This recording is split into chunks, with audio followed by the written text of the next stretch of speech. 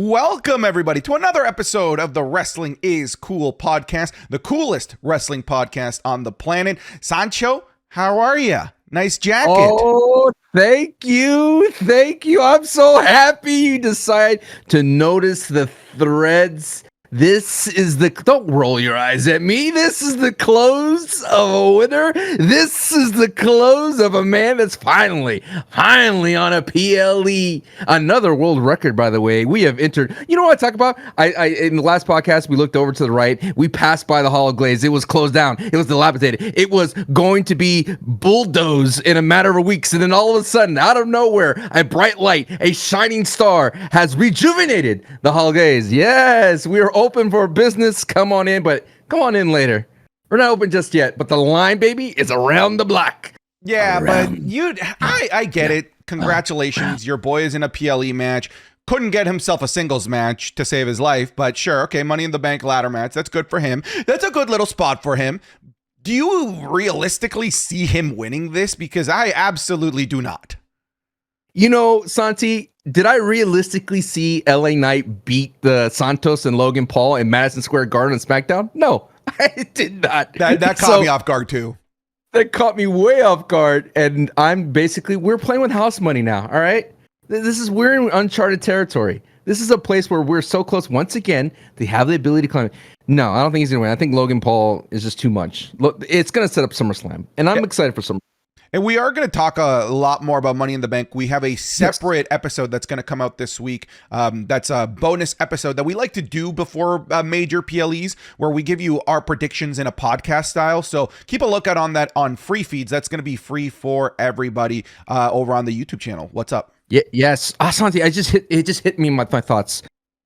You know those AI time videos where the Time Lords come in and they stop a moment in time? Yes. You know, and I know as much as you would like an AI Time Lord to stop LA Knight from winning on Friday SmackDown Madison Square Garden. I know you. You're a hater. You think I'm like the biggest hater. I am not. You are.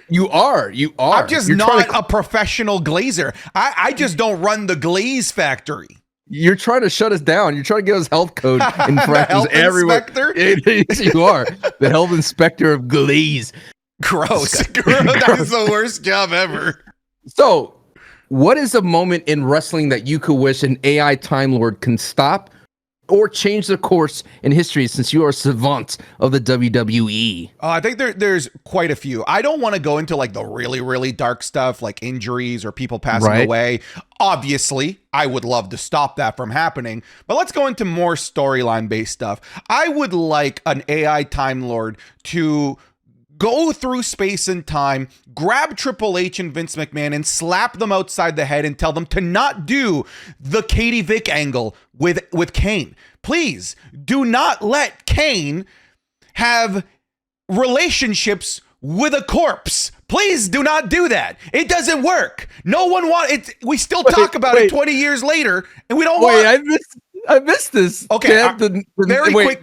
Here's the quick synopsis of that storyline. It was Kane and Triple H feuding for the World Heavyweight Championship. All right. Yeah. Then Triple H is like, "Hey, Kane, I found some information about you.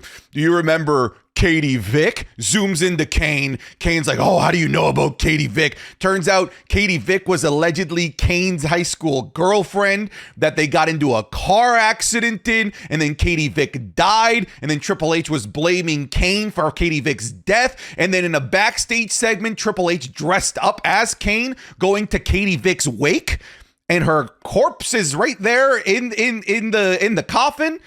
And he takes off his clothes, still wearing a Kane mask, and then he jumps in there and starts humping the corpse to the point where Katie, I'm not kidding, I'm not done, it gets worse, to the point where Katie Vick's brain matter comes out of her head, and then Triple H is holding her brain and says, "Oh no, I screwed your brains out." That's what I want the AI Time Lords to stop. And I know everyone that knows that storyline that was there for that is agreeing with me. Right now, they're eating their bowl of Cheerios, be like, tell them. This is so real. It sounds like an AI made that up. I know. This is AI going back to correct the ripple in time that should have never existed, the Katie Vick storyline. It sounds like, okay, where does the AI Time Lord come in? Does it For those of you who know, basically it is an AI generated where it takes like a meme video, it comes in and it's like a anamorphous type human blob, and it's so uncanny, and it just takes the subject away, or they pull them away from the event. So mid hump, Triple H versus Kane comes in and drags them out. That's what it has to be. That's what it has to be. We just never need the line of "I screwed your brains out." Just please. Stop it, AI Time Lords. There's so many questions that I have. First off, Kane could drive? Like, that's one of the questions I had. And two, you could clearly tell Triple H's body type different from Kane. Dude, they were barely attempting to make you believe it was Kane. It was like dude, it was the lowest brow thing that I think I've ever seen as a wrestling fan. What about you? Is there any moment in wrestling history that stands out to you? I'm not gonna go as dark as you are, so to speak. I'm gonna go with Santino winning against Daniel Bryan in Chamber. Oh, you wanted him to win? I wanted him to win. Wow. I mean, dude, the Cobra was so well protected at that time, and you got it. You just had to give him at least one win, and it was so right there for the picking. I remember listening to a podcast talking about old school wrestling, and they always said that sometimes they could listen to the crowd and they go like, "Oh, this is the finish," and that should have been the finish, dude. Imagine that, man. Oh man, I love revisiting that clip every now and then. It's such a feel good moment to know how close Santino was from winning with the Cobra. He's had a couple of those because he had the Rumble against Alberto Del Rio. Yeah. And of course he had that moment with Daniel Bryan. Like going back and, with revisionist eye lenses, I would have picked the Rumble over that because it removes Del Rio from the timeline. And I feel like he's more removable than Daniel Bryan. Daniel Bryan was too important because if you don't have that happening, then Daniel Bryan doesn't go into WrestleMania 28 to get squashed in 18 seconds by Sheamus and become like the most beloved Uber babyface. But I get where you're coming from. I'm just saying that if you want something similar that I think has less damaging impacts on the current timeline, you have him win the Rumble over Del Rio. All right. If I had to pick another one, I know you didn't want to pick injuries, but I'm going to pick Bret Hart because I love Bret Hart, man. Sure. Bret Hart is that's a talented guy. Can you imagine a little AI Time Lord like pulling the rope so Goldberg falls out so he doesn't do that thrust kick? A little punk. Oh, man. But, you cannot deny the hate between Bret Hart and Goldberg has been entertaining for years. It reminds me borderline, and this is coming from a Canadian, so this is not talking about political views. Watching the most recent American debate, I'm like, oh, you both suck. That was my opinion on watching that. And that's like my opinion on watching Goldberg and Bret Hart argue like bickering old men over something that happened 20 years ago that literally only they care about and no one else does anymore. I'm like, guys, shut up. Who cares? Guys. You both suck. Well, that's it, man. I was just curious because I find it fascinating. One of the craziest things I'm gonna say something deep here, all right? Some deep in. So strap on those floaties. Wait, before you do that, I think that somebody had the power of the AI Time Lord that stopped the demon Finn Balor from beating Roman Reigns. I feel like it was the AI Time Lord that broke the ropes. It's the only thing that makes sense. What if two things? But what if time has been manipulated from us and we don't know it? That's facts, dude. That blows my mind. Right. What if we were supposed to experience something else, but it's changed the course? Yeah. What if Vince is supposed to still be here? Oh no, I don't know, man. That's solid. That's yeah, that was destiny. that is a canon event. My deep thought before we get into the Wrestling School podcast is, do you ever feel that these AI generated beings have like a place in time, and then when they just get lost, they're just lost forever? Like we're generating AI animals, AI people, and then where do they go? Dude, it's like a Matrix type thought, right? It's so this is a wrestling podcast, I want to clarify, but it's so trippy that you say this because for the first time ever, yesterday I watched Inside Out. Have you seen that one? The Pixar movie. The Pixar movie with all the emotions and whatnot. It's the most devastating movie to watch as a parent. Yeah. Dude, I was hiding myself from my girlfriend while we were watching that because I was crying my eyes out at Bing Bong. I was heaving at poor Bing Bong and what they did to my boy Bing Bong. And it's kind of similar to here, right? Like what happens to our imaginary friends when we were a kid? And the Inside Out movie explains that really well, that they basically become an unemployed loser in your brain. But yeah, what they did my boy Bing Bong really dirty. Maybe that's what happens to AI creations. Maybe. Well, you think about the sad thing about Bing Bong is that it's a sacrifice of your early childhood for joy. Oh my God, bro. Right? Bing Bong, no.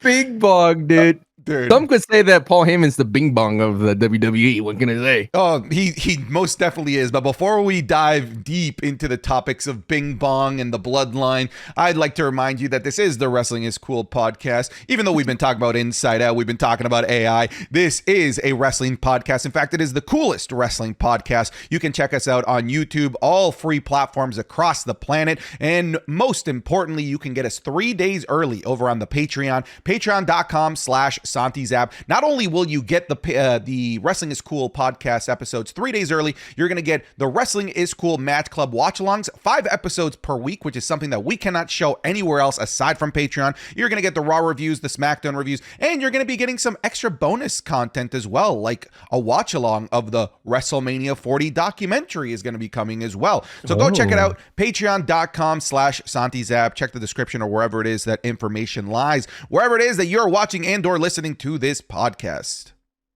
One thing I want to talk about real quick though as well is we have merch. People are very asking about merch. I've uploaded a merch. It's in my merch store. The proceeds for all the Wrestling is Cool merchandise is split between Santi and I. Check it out. It's a sick shirt. It's basically the logo of Wrestling is Cool. There's a Wrestling is Cool podcast, and I'm currently working on a Santi shirt. So there's so many special things happening. If you want to support us, that's one way to support us and get yourself a sweet t-shirt at the same time. You're going to like the Santi shirts, dude. The Santi shirts, if they don't outsell Sancho Mania, I will leave this podcast. I need the Santi Slammers to come out strong. All right. I need you to go out, get yourself a t-shirt, buy yourself 2 t-shirts, in fact. All right. Wow. I don't care if the landfills are full of Santi Slam shirts, just so long as you buy them. Should I design a poorly back?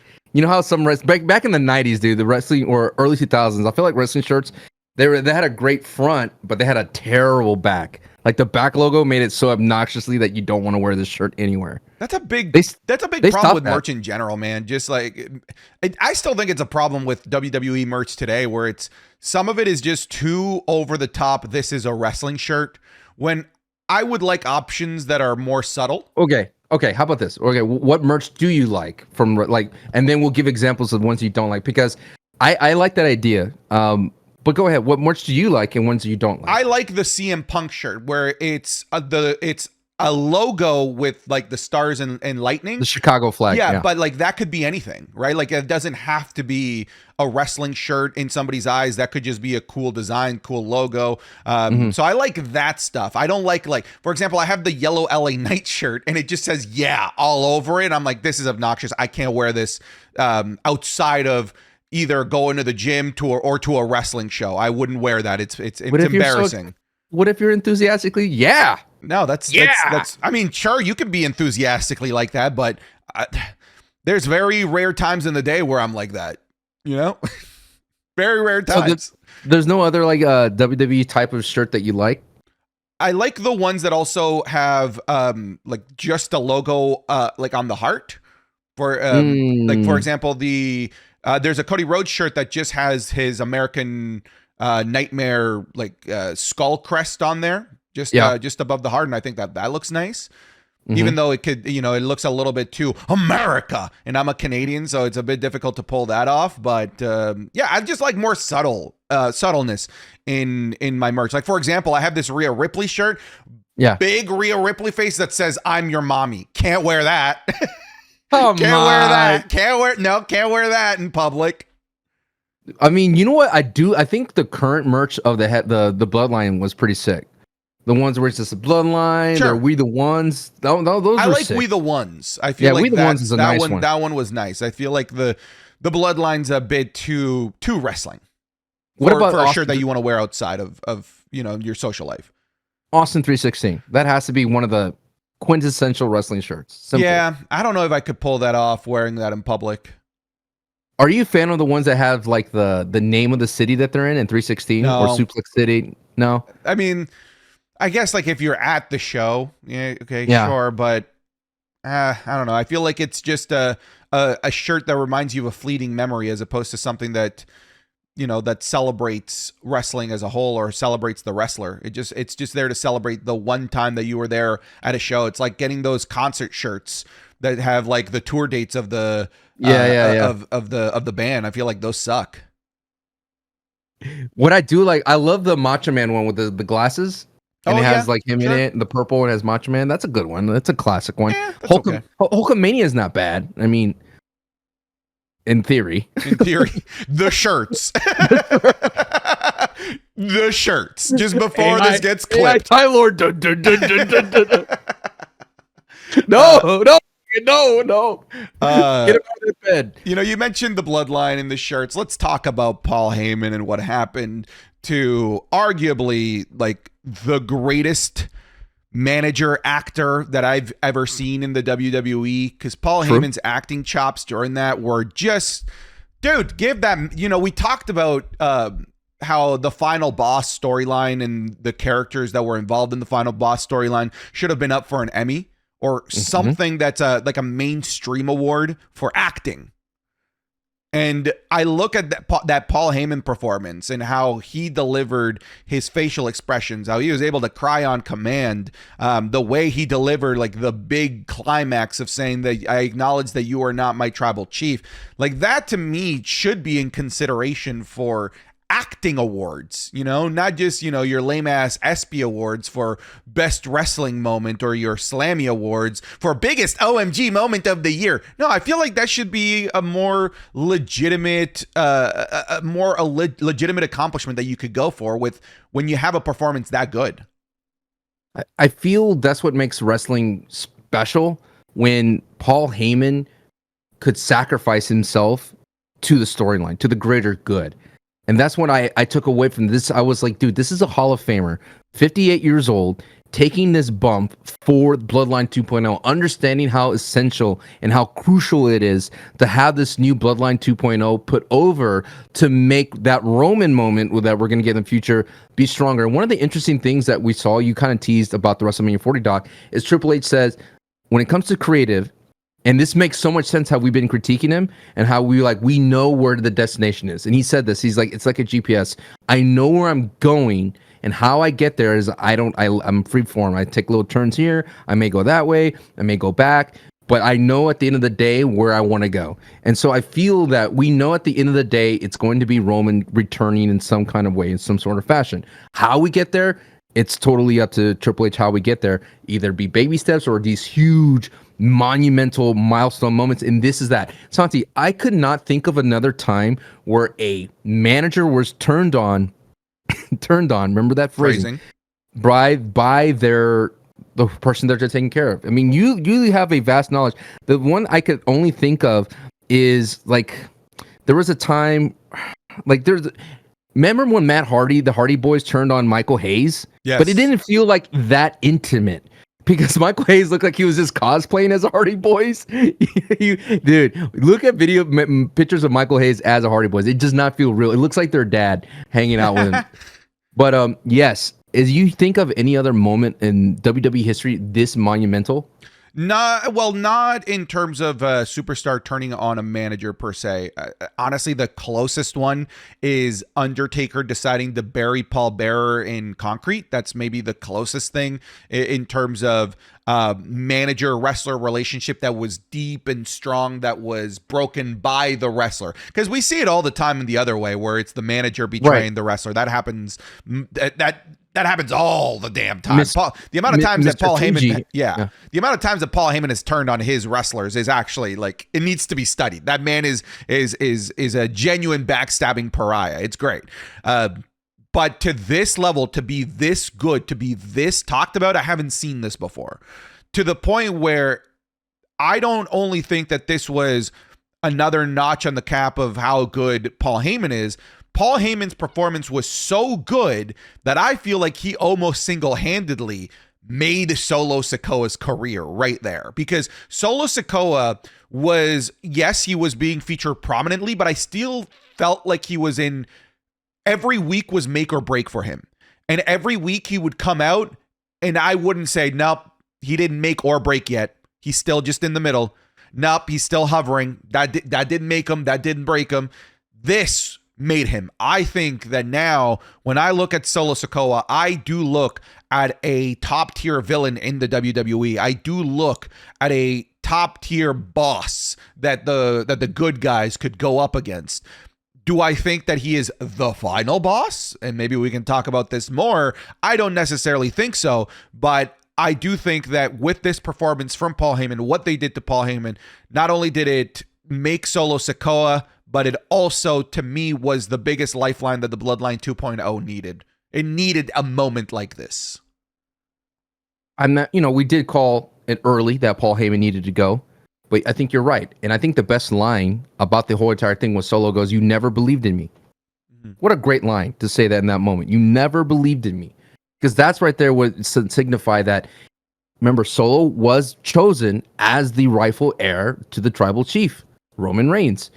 And I felt that as soon as Roman left, you have to think about it. Let's think about it from Solo's perspective. Roman Reigns is gone. He loses. At WrestleMania 40, Solo is trying to direct Roman what to do. He's telling him, do this and do that. Roman and them, they're kind of arguing for a little bit. When Paul Heyman continues to latch on to, where's Roman? He hasn't talked to Roman. Where's Roman? I needed this thing. And Solo's like, I talked to him, dude. Relax. I know what I'm doing. And Paul Heyman continues not to believe in Solo. And because of this belief and not believing in Solo, I think that's what makes this moment so great when he got rid of him. Because now Solo is in complete control of the driver's seat. And it's a classic thing, Santi. Actions speak louder than words. And Solo's not that great at giving those words, but he is great at directing action. Do you think he's great at directing action? I feel like it's a recent thing. I don't know that it's been something that I would always say about Solo Sikoa. No. I feel like in wrestling, I think we do live promo to promo, show to show, match to match. So I have to believe that from based on what I just saw of him directing the Bloodline. And because this feels like we're now officially in Bloodline 2.0 because he had every single member of the Bloodline acknowledge him in a kind of ceremonious way. And the last member was supposed to be Paul Heyman. And what's a fun fact is you did mention Paul Heyman's a backstabber. And because he is a known backstabber, for him to take a stand and die on a hill for his tribal chief, Roman Reigns, speaks volumes for the relationship between him and Roman Reigns. But to go back on that, I do believe that when Solo did that and had everyone acknowledge this is the new era, and I think finally we're going to get Bloodline 2.0, and I think they're going to beat the baby faces and Money in the Bank. This is a spoiler, I guess, for our predictions and my individual predictions, but this will be out after all of that has been uploaded. I predicted that Bloodline 2.0 not only is going to win, they have to win. They cannot lose this. This would actually break the facade that they've created. This we are here. We have landed. We are legit now. We are actual badasses. We are ones to be trifled. We are ones to be feared. If you lose your first match, it's over, bro. It's done. Get out of here. It's over. I don't want anything to do with you. They need to win this. And I borderline think that they need to win this in such convincing fashion, in such a violent fashion, to help accentuate and help take advantage of this momentum that they've built for themselves with this moment with Paul Heyman. They need to do something big at Money in the Bank. They can't just have a rudimentary, run-of-the-mill, hey, 6-man, tag me in, hot tag match. I feel like it needs to be violent, and it needs to be a match that speaks volumes. I may hear buzzing on your end, but I agree with you. Maybe you could hear it. But the one thing I want to say is you cannot sacrifice Paul Heyman's sacrifice to make Cody, KO, and Randy better, because they don't need that right now. They don't need that. They could take this L going into Money in the Bank, because it means to me that they're going to need more reinforcements to handle the Bloodline. And then you could have a 4v4 match. Yeah, and Okay, the buzz is gone. yeah. It was my dentist calling me. I'm like, dude, Oh, we want to check those teeth. We got some in your teeth. Are you No, a cavity guy? Are you a cavity guy? No, I'm not. No? I think in my entire life of existing, I've had one cavity. You floss every day or no? No, dude, that's a scam. That's a scam by Big Floss. I'm telling you, it's not. It's a scam by Big Floss. They're just out there trying to manipulate everything. You know, the result of the election because of Big Floss. It was all manipulated by Big Floss. You know the saying, pulling the strings? That's where it comes from. It comes from Big Floss. Okay. All right. Well, I don't even want to touch that. We may trigger Big Floss to come after us, dude. I wish I flossed every day. I just don't have the discipline for it. I suck at it. Okay. Yeah, but Fair I enough. wish that I did. Where were we? We were talking about the Bloodline. Oh, yeah. Do you think that this is a 3v3 match? Because we now have Jacob Fatu, but I don't know if Jacob Fatu can even step foot in Canada. Canada is like super strict about letting former felons or convicted, I don't know what the proper term is, people with a criminal record to step into the country. Priors. Perhaps. I mean, it is a working fashion. I think he's on the graphic, so he's going to be there. That's what's funky, right? It almost like feels like, hey, we're gonna try until the very last second to try and get him into the country. But if he doesn't get in, we've advertised a 6-man tag match all along. So here's my question to you. Let's say it's an 8-man tag match. Yeah. Is it Brock Lesnar for the other guys? Oh my God. Is it Brock Lesnar? Here, talk about the theory. I'm going to go check on my dog. Sure. I want you to tell your booking about Brock Lesnar. Yeah, I mean, we saw what happened with Paul Heyman, obviously, and we saw a Paul Heyman guy in CM Punk step up and almost be like a shield to Paul Heyman and what was going on with the Bloodline. Of course, he wasn't able to help Paul Heyman because he was left a bloody mess, I guess, in storyline, left in a hospital, put in a coma by Drew McIntyre, whatever that might be. So he wasn't able to step up and protect Paul Heyman during the acknowledgement ceremony. But there is a guy whose name has been getting dropped left, right, and center over the last several months. A guy who has a lot of ties to Paul Heyman. And I think that it could very well be Brock Lesnar coming back as of course, to help Paul Heyman, but also as an easy, natural way to reintroduce Brock Lesnar into the WWE ecosystem. Brock Lesnar's name also has definitely been damaged in the eyes of wrestling fans. And I think that perhaps maybe a storyline like this, where he is the good guy, where he is the guy that's coming to champion Paul Heyman, could be a good way to reintroduce a guy whose name has been sullied. Maybe you reintroduce him in a way where, you know, you try to make him a crowd favorite. Maybe that's how you want to reintroduce somebody like Brock Lesnar that's been getting dragged through the mud for the last better part of a year, really. Yeah, but then that goes against what you just said about I agree. Making sure the Bloodline win, because they're not going to win. Well, what if they still win? What if they do beat a team that has Brock Lesnar? You know what would be sick? Because there is rumors that there's more Bloodline members coming to WWE, right? That they're trademarking, signing. What if they have they do the Edge and Beth Phoenix, where they have Paul Heyman hostage somewhere in the top of the arena, and they make Brock like quit or tap or do something like that. Oh, or like Brock leaves the match, right? He just disappears and it becomes a 4v3. Oh! Yeah, so they get the pop, right? The Brock pop, and then they get the Brock's a good guy, he's gonna go help Paul Heyman out. And then it becomes like a Taken situation. I don't know who you are. Finish the quote. I don't know who you are, but I have a necessary set of skills that I've earned in a lifetime. A bunch of F5s. Brock, okay, I know, all seriousness aside, what movie can you insert Brock Lesnar and that'd be over like in 5 minutes? Oh, Fight Club. Oh, wow. I think if you insert him in there, I don't think that there's any struggle. I think you just... Yeah. He is the fight, like, in my opinion. I think that if you were to insert him into that Chris Pratt movie where he goes into the future to defeat aliens. Make him that guy, you know? Sorry, Chris Pratt. Go back to voicing Mario, you bum. Brock Lesnar's taking over to defeat the aliens. Put him in Inside Out. He's anger? Is he anger? Yeah. That'd be cool, dude. He's Bing Bong. Oh, man. Bing Bong, R.I.P. Bing Bong's the best of all of us, man. We should all strive to be Bing Bong. We should all strive to be a little bit more like Bing Bong. Okay. Question real quick. I'm doing to cut you because what is your favorite core memory since we're talking about Inside Out? Core memory of WWE, like that big old yellow orb.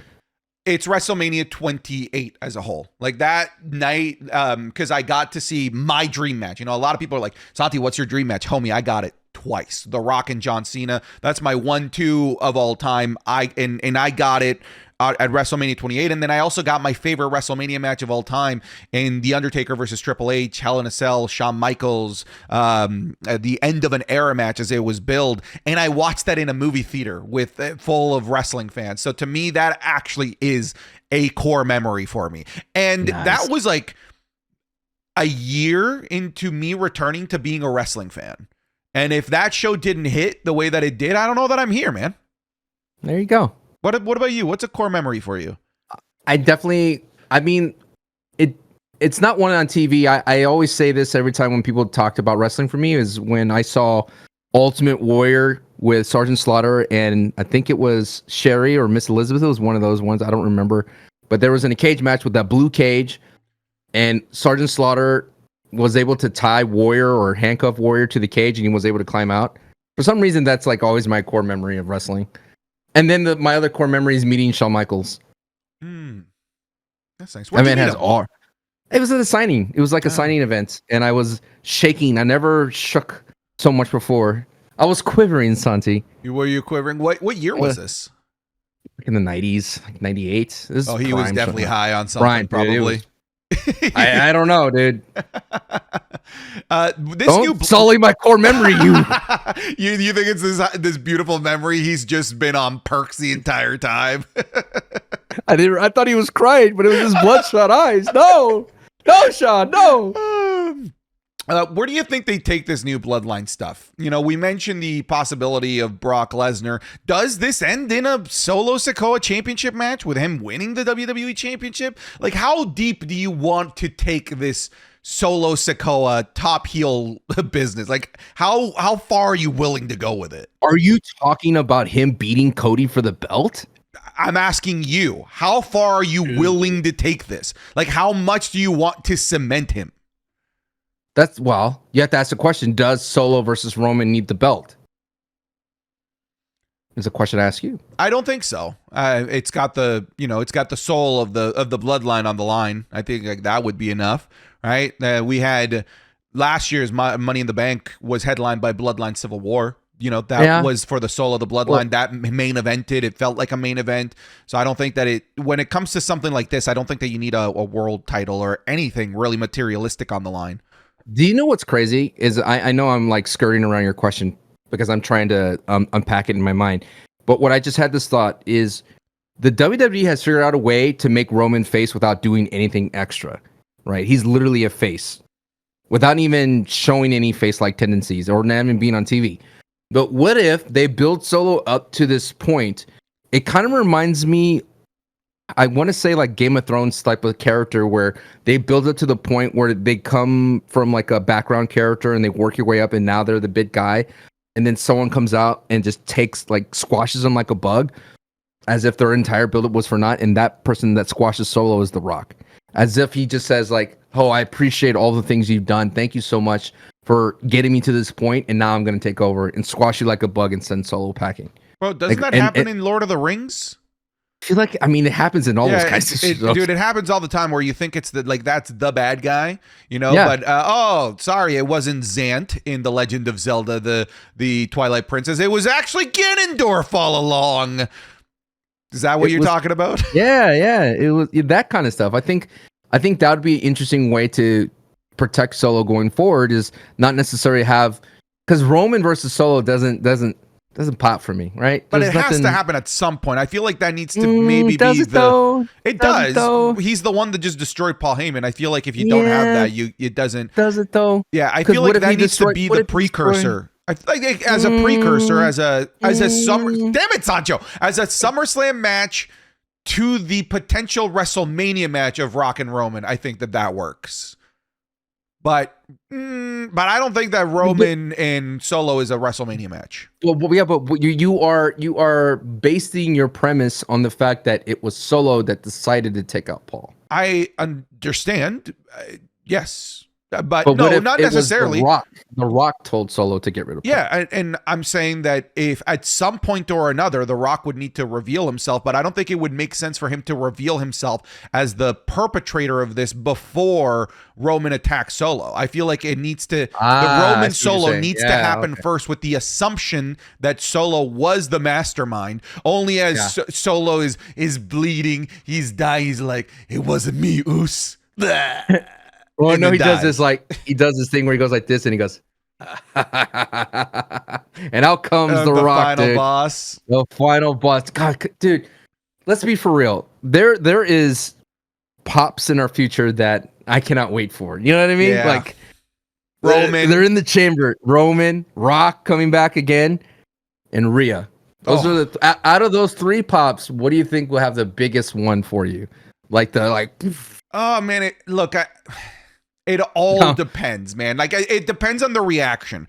If I hear Rhea Ripley's music while Dom and Liv are in the ring making out or something, my reaction would be different. It wouldn't be the ow typical pop. It would be like, oh shit. That's a different kind of pop, you know? But I think in terms of eliciting instant reaction and instant emotion, I think because of the current context that we're in, I think it's Roman Reigns. Because of what just happened to Paul Heyman, because the crowd is chanting, we want Roman, it is the Roman Reigns, like that first note of his final boss theme. Not final boss, sorry, tribal chief theme. Is it because you have such reverence for Paul Heyman? No, I think it's I think it's because of this singular event and how good he was in this singular event. Obviously, I have reverence for Paul Heyman and how good he is, but the way that he sold and delivered this particular segment made the return of Roman Reigns far more juicy, far more palpable. That's crazy. Remember, we were literally scheming like, we said eventually Roman would be a face. We don't know how he'll be a face, but he'll end his career as a face. And they did it without even being on TV. Like that's crazy, man. That's WWE has been on some shit, Sancho. Like they are now on like 5 straight weeks of just banger television. And I'd like to talk about this because I mentioned this in the Raw review that you can find over on Patreon. I feel like WWE is trying to replicate the road to WrestleMania with the road to SummerSlam. I feel like we've lightly touched on this before, where what separates WrestleMania from SummerSlam is obviously WrestleMania is a bigger show. It's like the granddaddy of them all. But the other thing is that it has the road to WrestleMania. So we have an entire WrestleMania season. SummerSlam has never really had SummerSlam season. It has the build-up to SummerSlam, but it's just a build-up like any other PLE. But now the WWE is pitching SummerSlam like a WrestleMania, trying to get this thing to be purchased by local governments to pay millions and millions of dollars to bring SummerSlam to their city. And now they're moving SummerSlam to 2 nights. And I look at the parallels that I see, right? I see when I look at the road to WrestleMania and where it begins. Where does it begin, Sancho? Money in the Bank? No, WrestleMania. The road to WrestleMania. Sorry, I was getting a message. It begins at Royal Rumble. Royal Rumble.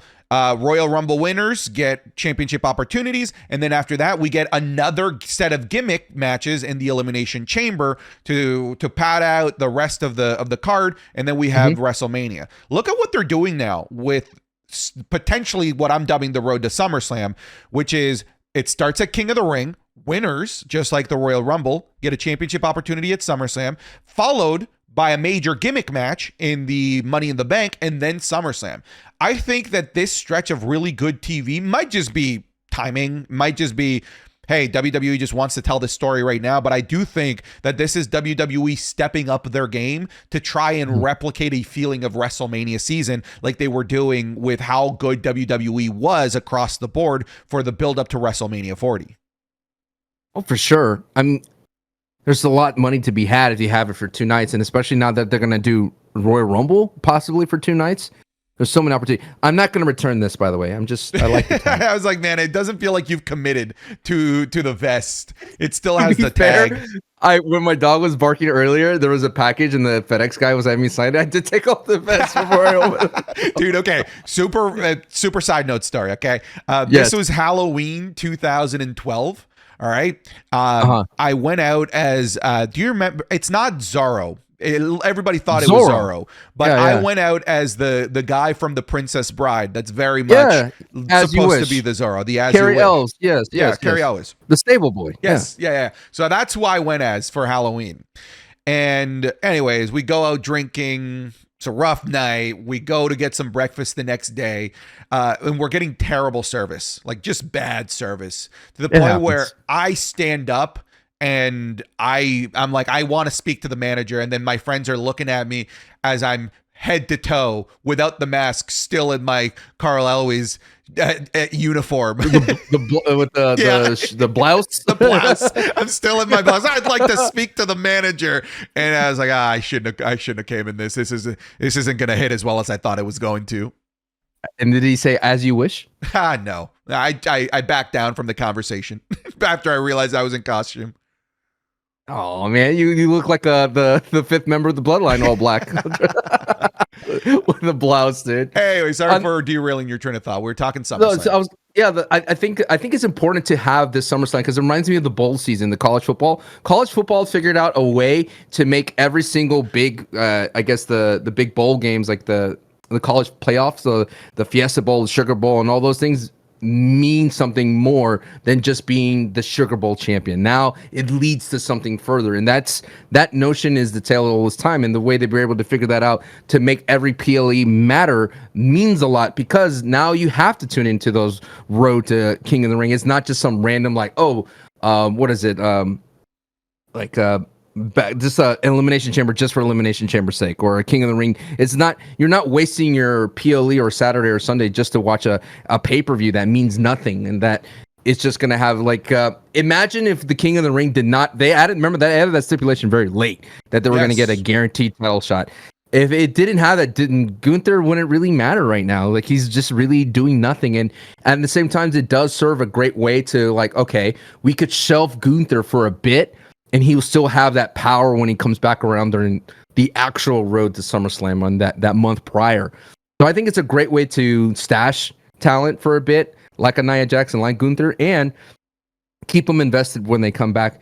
I mean, regardless, I still love SummerSlam. I think SummerSlam has that opportunity to do special things without it could do something special without having so much meaning behind it or longevity. Does that make sense?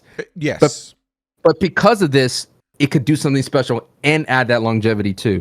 So it could even propel it even further from SummerSlam to WrestleMania.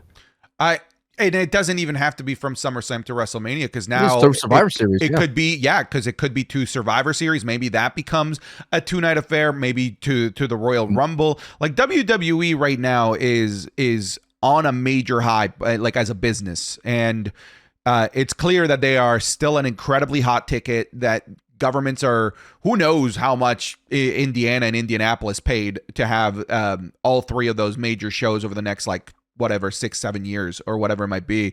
But they're a hot ticket. Countries and cities want them to come in and help boost the economy.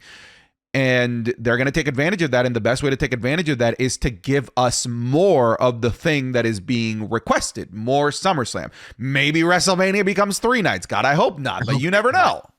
Well, one thing I wanted to point out, I wanted to bring this back to where we are with it, because I was thinking about it during the Paul Heyman segment, is I feel like as a wrestling fan, you had different levels of your life.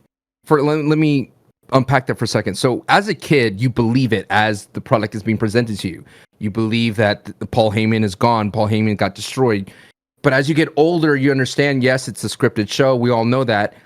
But when it gets to that point, then you start to appreciate the art of wrestling. You appreciate that, hey, Paul Heyman was able to do this sacrifice so he could make the bloodline go over. So then he sets up Roman. So you appreciate what the wrestlers are trying to do as a business, as a profession. So going back to this whole thing of that being night 2, night 1, now you're in this mode where you have money and you have the ability to go out, buy merch, buy tickets. And I think what makes WWE strong at this point, Santi, is that they have the ability to you have so much value for your money now that if you do go to WrestleMania or you do go to SummerSlam, and I think this is a phenomenon that's been happening, is tickets sell before you even know the card. Like sometimes before you even know the main event. That's how spoiled the WWE is, and how bold that they are is like, all right, we're going to do 2 nights SummerSlam. We're going to think about doing 2 nights Royal Rumble. It's because they know they could double sell that venue. It's like an artist knowing that they could add another tour date in a city because they're just like, we got this. Why not? Let's fill this building again. And it's wild, man. And they're doing all of this before even the Netflix deal. And I still think that the Netflix deal is going to explode the popularity of the WWE. I think we talked about this when the original Netflix deal was announced a long time ago. But I feel like I still don't think people really recognize the value where Netflix comes in. Yes, it's a lot of subscribers, but a lot of people are going to the, ooh, now we can swear. Now there can be blood. That's not that's not where the value of Netflix is. You want to know where the value of Netflix is? That lapsed wrestling fan that works overnight shifts that can't ever watch Monday Night Raw or Friday Night SmackDown, that then all of a sudden, if they have the time, we're like, okay, I guess I'll watch the YouTube clips of this to give me an idea of what's happened, because I can't watch a rerun on USA Network because I don't know when it airs, and if it airs, I might be working because I have to rely on live TV. The value is on the VOD, the video on demand, that will be left there for the entire week for people to catch up on wrestling. People who have lapsed as wrestling fans are going to find that the ability to be able to turn on wrestling, pause it whenever they want, come home from work, do it maybe during their lunch break, watch a bit of Monday Night Raw. That is going to grow wrestling to heights that I don't think that we can yet fathom. Just that alone, the fact that it doesn't have to be on live TV, the fact that humanity doesn't have to make themselves available all at the same time to be able to properly watch Monday Night Raw in good quality. You don't have to go to some shoddy website to go watch Monday Night Raw. The fact that you can just turn on Netflix during your lunch break, I'm telling you, that is going to be huge for wrestling. Could it get more edgy? Sure. But what you need to think about is how much the fan base is going to grow from this. I think the WWE does have an opportunity to do something different than just having the VOD. They could do, and I think they do this before with what they call the playlist board. They could literally put the entire Liv and Dom storyline as one bingeable form of content. TNA Plus does that. It's really good. Really? Yeah. Like, here's like the Mad Hardy saga. And it's like, it gives you the broken Mad Hardy saga from the mid 2010s. I would love that, because you talked about the power of Netflix, but it's the power of the binge culture. Why not binge wrestling? Binge wrestling in a way where you don't, like you said, don't have to hunt everything down, and everything could be presented to you. And I can imagine you go to Netflix, and I think it's going to have its own, it has to have its own little separate thing, like they have on Peacock, and you click it and the big page just shows out. It has all the Raws, it has everything listed, the SmackDowns, and all those kind of sagas. It's going to be great, dude. There's nothing like a curated experience for you in one place, and it's worldwide, and it's going to be in multiple languages, hopefully.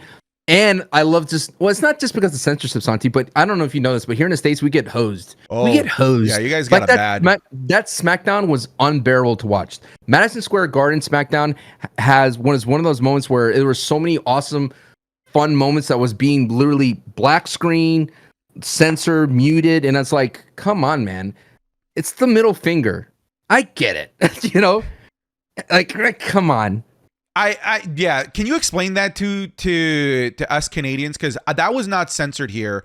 But is it because Fox is like basic cable and USA Yes. Network is a premium? Because here, wrestling it's all on premium channels. It's on Sportsnet that isn't just like on like the most basic cable packages. Like you have to pay extra to get like that channel, or you have to get Sportsnet Plus, which is a streaming service. So it's premium. So it's not in the eyes of like the typical person that might just be browsing. It's basically available. It's like basic over the air channels. Yeah. It's like heavily governed too by the FCC. Wow, that's brutal. I never like, because I'm of course doing my watch alongs of Friday Night SmackDown, and I could see like the rage in the chat pretty much basically when Logan Paul got there. When Logan Paul arrived, it was getting blacked out every other 2 minutes because of some middle fingers, some chants that were happening. Heaven forbid they showed Tyrese Halliburton. The entire arena is chanting F the Pacers, middle fingers everywhere. I can't imagine that, with getting blacked out every 3 seconds, getting muted. That completely ruins the experience. That is definitely where I see production value for Netflix for sure. Absolutely. For sure. And then at the same time, the overrun. I mean, we missed the Liv kiss, man. Like that's one of the biggest moments in Liv and Dom's saga. We missed it. Like we literally missed it. But it's funny because on my stream I have a VPN sponsor, and I got the Liv stuff, and no one else in my chat did. And that opened me up to be able to do a VPN ad read about like, hey, you could have been in Canada. The sponsor loved it. Anyways, this is great. This is great, Santi. Keep it up. Yeah, speaking of the Liv and Dom stuff, I'll give you some kudos here. I feel like Liv and Zelina should have been on a PLE. Like I think we've been in agreement there for quite a while. That match was good. The match that they had on Monday Night Raw was good. I feel like the elements that they added with Rey Mysterio, Dominic, help elevate the match as well. That should have been on a PLE. Zelina Vega is also criminally underrated. Dear Lord. As a promo, whenever she grabs the microphone, she torches that thing. When she is allowed to be herself and isn't a background character to the LWO, she is mesmerizingly good on the microphone. The chirps, as they say here in Canada, the insults that she can come up with are so clever, so good. Her facial expression when she was about to make her entrance and she looks at I think it was Kathy that was interviewing her and says, "Ooh, that's me." So good. And then she goes out there and has a great match. Dude, that should have been on a PLE 100%. 100%. What do you think this Dom storyline? No. Okay, all right. Revel in it. Let me sit in this moment. Let me stew. All of these Santi slammers. I agree with Santi. Now, do you agree with Santi? Huh? That Sancho was right? Huh? We're going to dive into this.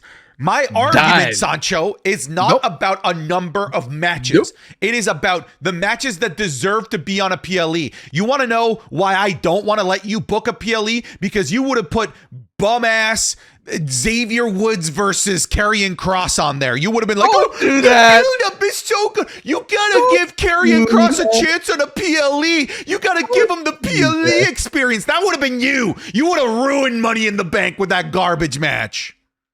Do that to Carrie and Xavier. Don't do that to Mr. Up. Oh, you love that match? You love that match. Is that your bing bong? No. Why do they have a roll up? It's so Xavier bad. does have a nice roll up though. That thing is tight. I don't care. It's still a roll up. Still you never liked fruit roll ups? You ever had a fruit roll up? I was too poor as a kid to get the fruit roll ups. How about an off brand fruit roll up? No, like How about fruit by the what was it called? Fruit by the loop? Fruit by the foot? Fruit by the foot. Yeah. Yes. Yeah. You had one of those? No. I was never sent to a. Well, how do you know these existed? Did you just stare at them and just? Yeah, well, like in the lunchroom, everyone had them. They had like the Dunkaroos, the fruit by the foot, fruit by roll-ups. What did you have? I was funny enough.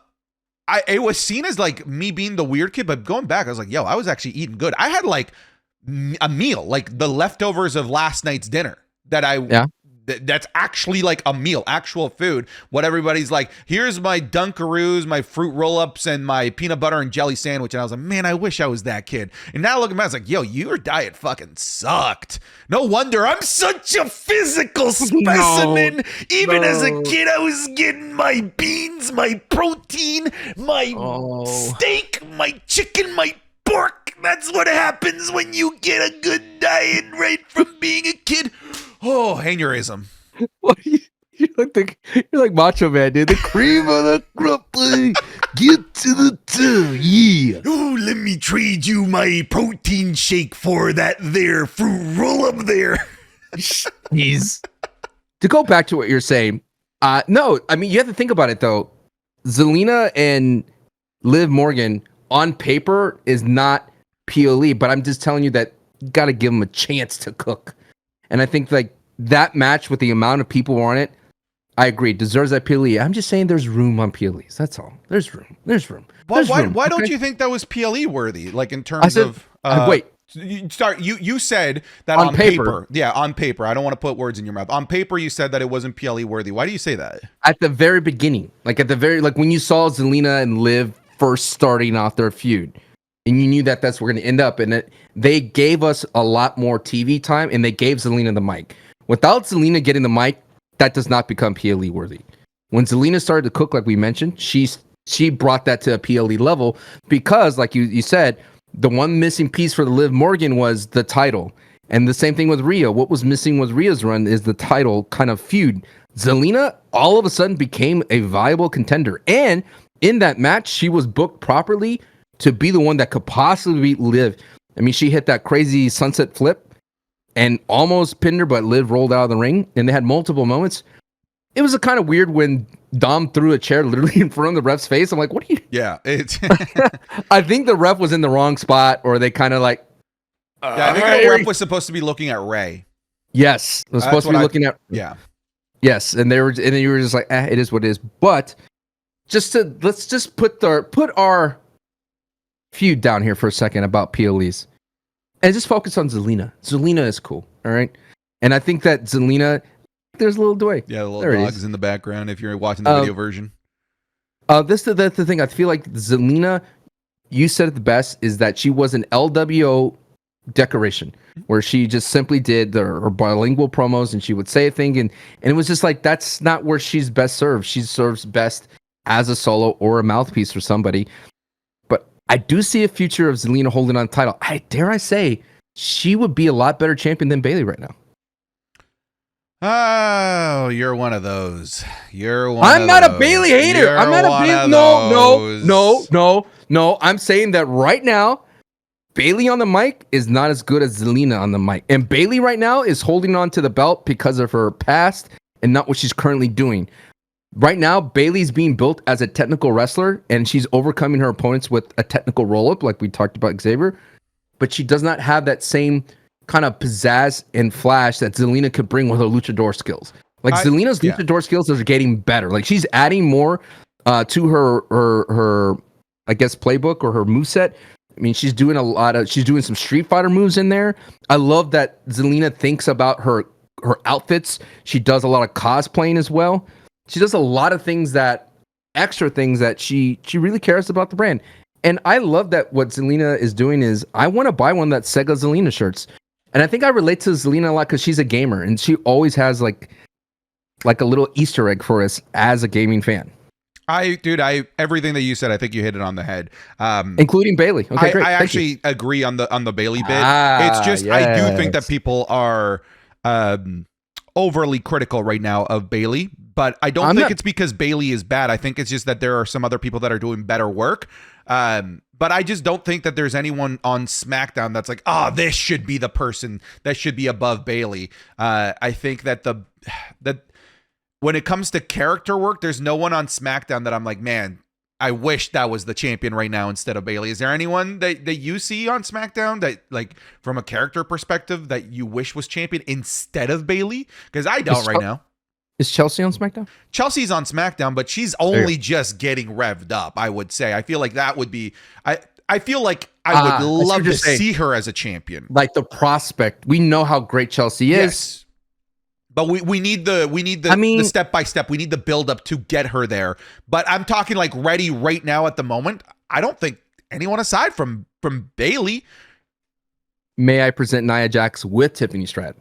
Not without, with Tiffany Stratton. Yeah, but not right now. That's for SummerSlam. We're talking now, in the moment. There's no one. It's okay. You could just agree with me. It's fine. No, I know. I'm agreeing with you. I'm just thinking that why can't Bailey wrestle more? I know agree. why she can't? She can't because there's no room on SmackDown for something that doesn't lead to anywhere. Like, I think SmackDown's time, as is rumored that it might get pushed to 3 hours, I think SmackDown's time is so viable. You cannot be on that night if you're not going to push the storyline forward. And as you mentioned, since Bailey doesn't have anyone to feud with, she's kind of just on standby until Nia is ready, until we get to SummerSlam. Do you think SmackDown needs 3 hours now? Yes, where do you stand on there? Yeah, of course, dude. It's right now. It's like 75% Bloodline and main eventers, and you maybe one mid-card match and a tag match, and that's it. There's only 4 matches on a 2-hour show in SmackDown, typically. It's funny, that because I'm with you. I do agree that SmackDown warrants the 3 hours, but it's just so funny to think about this when I compare it to the conversation online in like 2017, 2018, where everybody's like, no, do not put a 3rd hour on SmackDown. Look how god awful a 3-hour Raw is. But now even a 3-hour Raw is like, yo, like this is like packed to the brim with important stuff from beginning to end. Mostly, you get your Karrion Crosses and Xavier Woods in there from time to time, but I think you need those to pad out the numbers from episode to episode. But I think SmackDown is now good enough in terms of what's in there and its offerings to warrant the 3 hours. And I'm not scared of them going to 3 hours because I trust the team that is currently writing stuff. I trust the team that is running the ship. I agree with you there. But stop hating on Karrion and Xavier. Let me tell you why you don't like them that much. It's because they were put on weird spots in previous shows. They would always be in the last 3rd hour before the main event. And you'd be like, why am I finally getting this? And it'd be like really short, a little vignette. But if you actually paid attention and give these guys some time, they could get somewhere.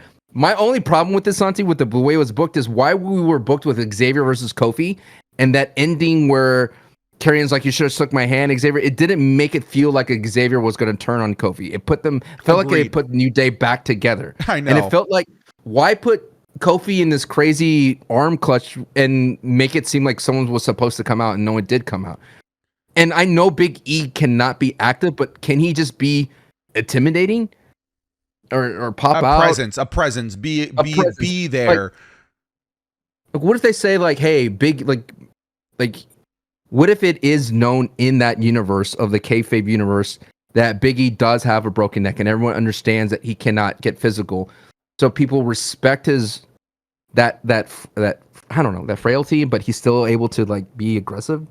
You know what I'm saying? Like, if sure, Big E came out, he's gonna be a mean mugging dog with no bite. No, what I'm trying to say is, what if Karrion's like, I respect you, Big E. I don't want to hurt you. I don't want to, make you, hurt your career, your livelihood. I'm gonna back off. Dude, you want to actually get Karrion crossover?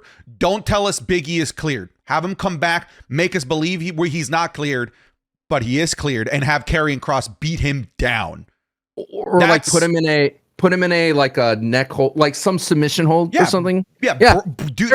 Attack the neck again, being like, this is Karrion Cross. Yes. This is the guy. Hey, your beloved hero came back from this awful neck thing. I'm gonna put him right back. If you want to salvage Karrion Cross, you gotta feed him Big E. You gotta feed him Big E. The trust that they need to have for Karrion. Imagine Big E comes back, huge pop, starts working on Karrion, right? Big E then helps New Day put over, like, they get rid of AOP, but then Karrion gets the advantage. He comes back, and then they do the stair spot with the little thing, and he has to drop it on Big E's neck. I was gonna suggest a concerto, but that's so much more violent. Right. Like but it has that little thing, but the trust for Karrion to do that. Which I think you would trust him. The dude's is incredibly good and incredibly safe. I think everyone would say that about Karrion Kross. But he needs something, because in my Raw review, patreon.com/Santi's app, basically throughout the entire portion that I was talking about the match is like, what are we doing? Like, where are we going with this? The whole thing was about trying to split up Kofi Kingston and Xavier Woods. But then this kind of did the complete opposite. Mm-hmm. And then you have, like, are we trying to elevate Xavier Woods because the way to do it is not through a roll up? What are we doing? You know, I'm okay and I respect long-term storytelling, but like Triple H said, you typically know the destination. It's just about, like, you know, the turns that you take to get there. I don't know what the destination is here in any capacity. I don't feel like they know that at all. It just sort of feels like they're making things up, and it's delivering subpar television and subpar storytelling, in my opinion. Storytelling that doesn't really seem to have a good flow. You know, you're somebody that, you know, you've worked in showbiz. So I'm sure you understand, like, the concept of storyboarding. It feels like there's no storyboarding here. They're just like, let's go out there and do this one thing. Maybe that'll work. And then maybe we'll try and build off of the crowd reaction that we get this week about it. It just doesn't feel like there's any of that. And which is so odd, because before New Day got into this program with Karrion, I felt like they were putting up underrated matches. We said this before last week, is the tag team titles have gone in a weird spot. And because of that, New Day has now been, because they got rid of the Universal. Yeah, they're just, New Day is now just floating in this abyss. Something else I said in the Raw review, patreon.com/Santi, is, you know, we talked about Big E returning, and I mentioned, like, I would love for Big E to return here, but if Big E didn't return during the actually really good feud between New Day and Imperium, where they had a Gunther, an unstoppable Gunther, if he wasn't able to come back for that, I don't think it's worth bringing Big E back for this. A significantly worse storyline with what I think is a lesser storyline and lesser matches to boot, in my opinion. Correct, because Imperium was the IC title holder too. Yeah, so. Yeah, and you had, like, the big bad there in Gunther. That could be the where Big E steps in to make sure that it is a proper tag team match between, you know, the tag team members of Imperium. Do you even want Xavier as a heel? I'm interested. I'm curious. I will say that. They have my curiosity on that. Yes, they do. Okay. Because I've seen him before as a heel. He's really good. But I don't know that he needs this Karrion Kross storyline to be the catalyst for it. Can I bring up a sore spot? Sure. Dijak should have been in Final Testament. He's the perfect look for it. As a last-second ditch effort to do something with Dijak, they could have added him into the Final Testament, because he does match the vibe, and he could have been that perfect tag team partner for Karrion Kross to work against New Day. Yeah. Yeah? If you had nothing else for Dijak, that's right? That's the At play. Least, right? Because if not, what they were doing with Dijak was putting him in the main event, but he was not really, he didn't have nothing to latch onto, and why not put him in this kind of angle that wasn't, this program that's not really going anywhere? But if you added Dijak, there's at least like excitement, you would at least, Santi, go, oh my God, Final Testament's coming up, and it's Dijak and Karrion Kross versus New Day. Now we're at least getting a little bit of fresh air, a little fresh blood. It doesn't have to be AOP, which are kind of, sometimes it can be stale. We got Karrion and Dijak working together. That'd be cool. Dude, I did some headcanon on ideas for Dijak. I think that's a good one. I didn't think of that one. The other one that I would have liked is, instead of getting drafted to Raw, get drafted to SmackDown, team up with Baron Corbin. What they're doing with Baron Corbin and Apollo Crews. Sorry, Apollo, but I feel like Dijak and Baron Corbin would have been a perfect tag team. Like, they've got like the same stature, dude, and the same type of moveset. Like, that's an actual tag team that you could have branded and make them kind of like The Bar, right? Sheamus and Cesaro, where you couldn't have anything for them as single stars, so you put them for a couple years as a tag team and they became a borderline legendary tag team. I think you could have done that with a Dijak and Baron Corbin. I think what it comes down to it is, for those of you who don't know, Dijak, Santi's rival, was not offered a re-up, another contract by the WWE, and at the 11th hour didn't get any kind of word, and so Dijak had to make a choice, and you went free agent. So one, you made a video. This is definitely one of WWE's fumbles, and it's not that there wasn't room. It's clearly we just came up with a couple of scenarios, and of course it could be some. We don't know the conversation, Santi, that they probably had in the back where maybe they gave Dijak those options, or maybe they told Karrion, or maybe they told like, hey, we want Dijak, and they're like, no, or Dijak could have been like, no, I want to try myself as a singles guy. So we don't know, but regardless, a very, very strong talent. Someone that you. I'm sorry, something that you turned me on to in terms of letting me know who he is. And I just think that it's a bummer, man. And this is the nature of the business, that good quality people make it to the top of the WWE, and sometimes it just doesn't work out. It is a huge bummer. I think that we're overthinking this, when we're like, oh, what should we have done with Dijak? What tag team? Where to put him? What kind of feuds? Just don't call him up, bro. Quick NXT update. We have this here. Yeah, I usually get the floor for about 2 minutes to talk about NXT. NXT still has a giant power vacuum in the main event scene, and it's, to me, readily obvious with the main event that they have scheduled for Heatwave. Usually when we have a fatal four-way match, it's because they don't know who they want to push to go up against the champion. Look at the Royal Rumble 2024. LA Knight, AJ Styles, Randy Orton, Roman Reigns. Roman, that wasn't a proper feud for Roman. I feel like that was just like, hey, we need something for Roman to do for a while, but we don't want him to have a significant enough feud that could bog down anything that we have planned going into WrestleMania. So let's just put him against a bunch of other guys. That's what's happening at NXT Heatwave. We have Trick Williams versus Shawn Spears versus Javon Evans versus Ethan Page. All great talents, but none of them right now are guys that I'm like, yeah, this is the marquee Trick Williams feud. This is the thing that Trick Williams is going to be sinking his teeth into for a while. Because they don't have that, because the main roster completely decimated the main event scene of NXT by taking, well, I'll quickly list them off. They took Dijak, Ilya Dragunov. Earlier in the year, like a month before, they took Braun Breaker. They took Baron Corbin. They took Carmelo Hayes. Right there, you have 5 people that were all main eventers hovering the NXT championship scene. And all of them were removed, and now all of a sudden, it's just Trick Williams hovering above water, waiting for somebody to be able to step up and join the main event scene. All of those guys that I mentioned, sans Dijak, have storylines going on.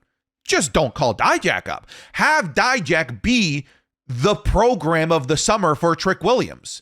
Have Dijak be the guy that helps elevate your new, young, blossoming megastar in Trick Williams by giving him banger matches. We've seen this with Damian Priest, where with his championship reign, we're like, we don't know about this guy yet, but then he shows off against Drew McIntyre, and all of a sudden we're like, okay, he's winning us over in the ring. Think about like a trilogy of matches throughout the summer between Trick Williams and Dijak that are banger, amazing matches that Trick Williams wins over and over and over again to truly cement Trick Williams's championship reign as a legitimate reign, not just a reign by default because all the other guys that could have gone for the championship are gone. That's what you should have done with Dijak. And then after that, try and figure out what to do with him. But Dijak should have been the summer feud for Trick Williams. At the end of the day, though, I think Dijak is going to be better off as a free agent. I mean, the ability that he has to instantly make an indie show better, and Matt Cordova's on the shelf, man, for a while with a torn pec. So he can fill that void in that indie scene, and Dijak is unleashed. He's unfiltered. He has already made an appearance somewhere. And he's coming after you. I don't hate to break it to you. He's gonna come after you. You better watch out, because he's gonna be your bowl of cereal. He's gonna be everywhere, brother. Oh man. Are you concerned? Are you concerned? I don't know, man. You saw those guns I got. And I'm not talking about any bullets. I'm talking about these arms, brother. I am not a small guy. I cannot just be trampled on like that. Anyone wants to get these hands, they can catch them. You want this smoke? You can inhale it. Bring it, baby. I like how you put that you made your Raw debut first over Dijak. Why would you kick a man? Well, this is before he was released. I didn't do that. Yes, you did. When did I do that? Wait, did I do that? It sounds like something I'd do. No, it's so where does it go? What's the update in Santi versus? That's what the people have been asking me. They've been in my DMs. Oh, what's gonna happen with Dijak and Santi now? I mean, I don't know. There's no plans as of the making of this podcast, but I will say, as a personal health update, I've been having back issues for the past 2 years, and I'm feeling good, Sancho. I am back to like 80% of what I once was, which was a lean, mean monster, super powerful, incredibly super funny and handsome. I'm getting back to that. Sancho. I'm going to be even stronger, even bigger. What are you trying to say? Where are you going to take this 80% Santi lean, mean, super sexy machine? Where are you going? Wrestling school. I'm looking into them. I'm not done my rehab yet, so I can't do it yet. But I'm already looking at wrestling schools here. And my goal isn't to become a wrestler, because I don't want to insult the business by pretending that I could be a wrestler. But I want to have a match.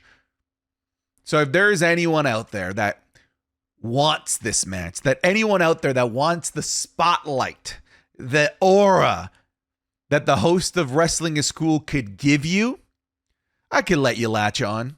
I could let you get a little bit of this... the rub spotlight. You could get the Santi rub. What's your finisher?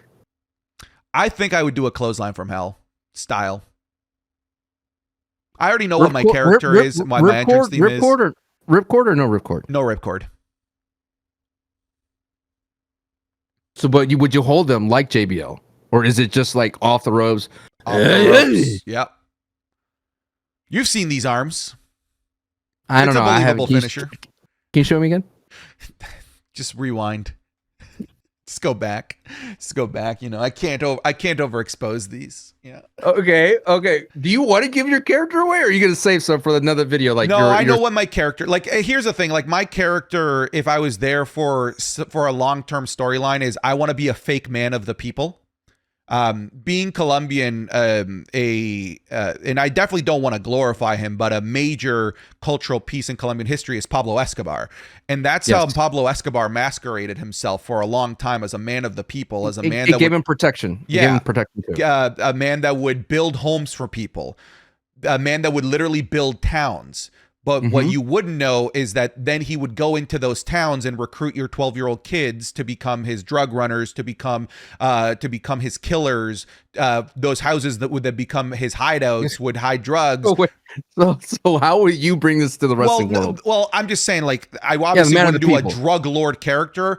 My character would be a fake man of the people, where I'm there to either shake hands, smile, but in reality, my motivations and my intentions are all fake and sinister. I am a heel through and through. Think of what Mustafa Ali is kind of doing in TNA. TNA, right? Where he's kind of like this presidential, he's got campaigns saying, he puts on the smile, but when the cameras are off, he is a terrible human being. That would be my character. It would be a combination of what Mustafa Ali is doing and Tony D'Angelo on NXT. Let me sprinkle in something. Yeah. You are the character that's like, I'm here to give you guys exposure, man. Mm-hmm. Hey, I got the biggest platform.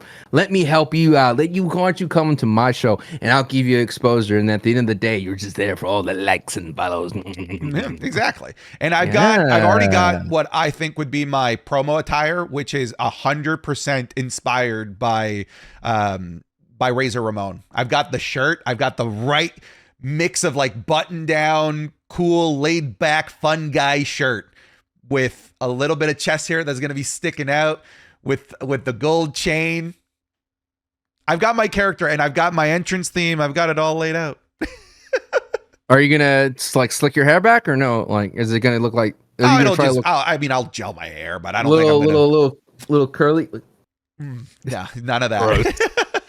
Gross. It still needs a lot of work, but because obviously, like, I don't want to go into the drug lord character. You know, I don't want to be that stereotypical of a Colombian, but I do think that there is a neat character in the cult of personality that is really there to take advantage of those that follow him. Oh, you know what would be sick? All right, I know we're on this for a bit, but this is getting my creative juices going. What if your entrance is you like shaking hands with people, taking pictures, giving them stuff, like giving them like merch or something, like more of like, hey, I'm doing a lot of face stuff. Look, wow, how can you hate on me? I'm signing someone's photo. I'm hanging out with kids. I'm making wishes. You know, I'm doing great things and you're mad at me? You're coming after me?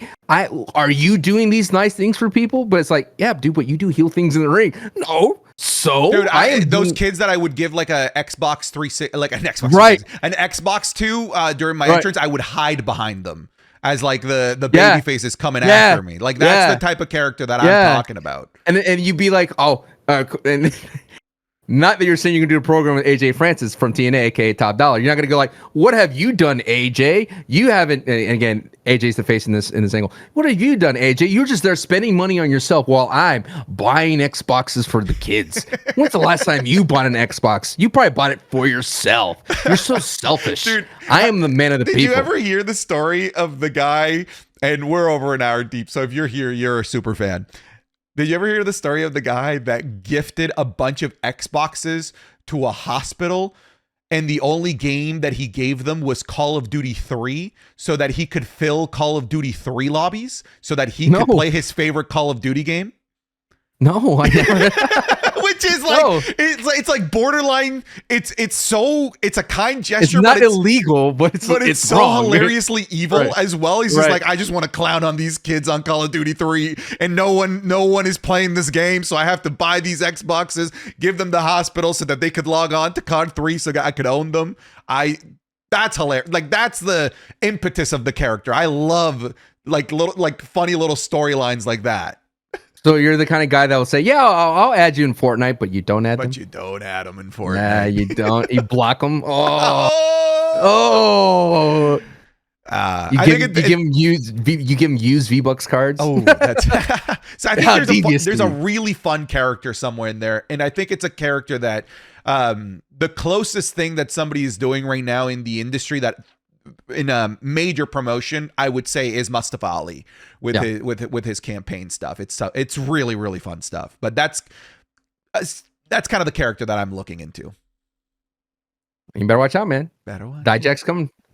Dijack's coming. Let's talk a little bit about Dallas. Yes.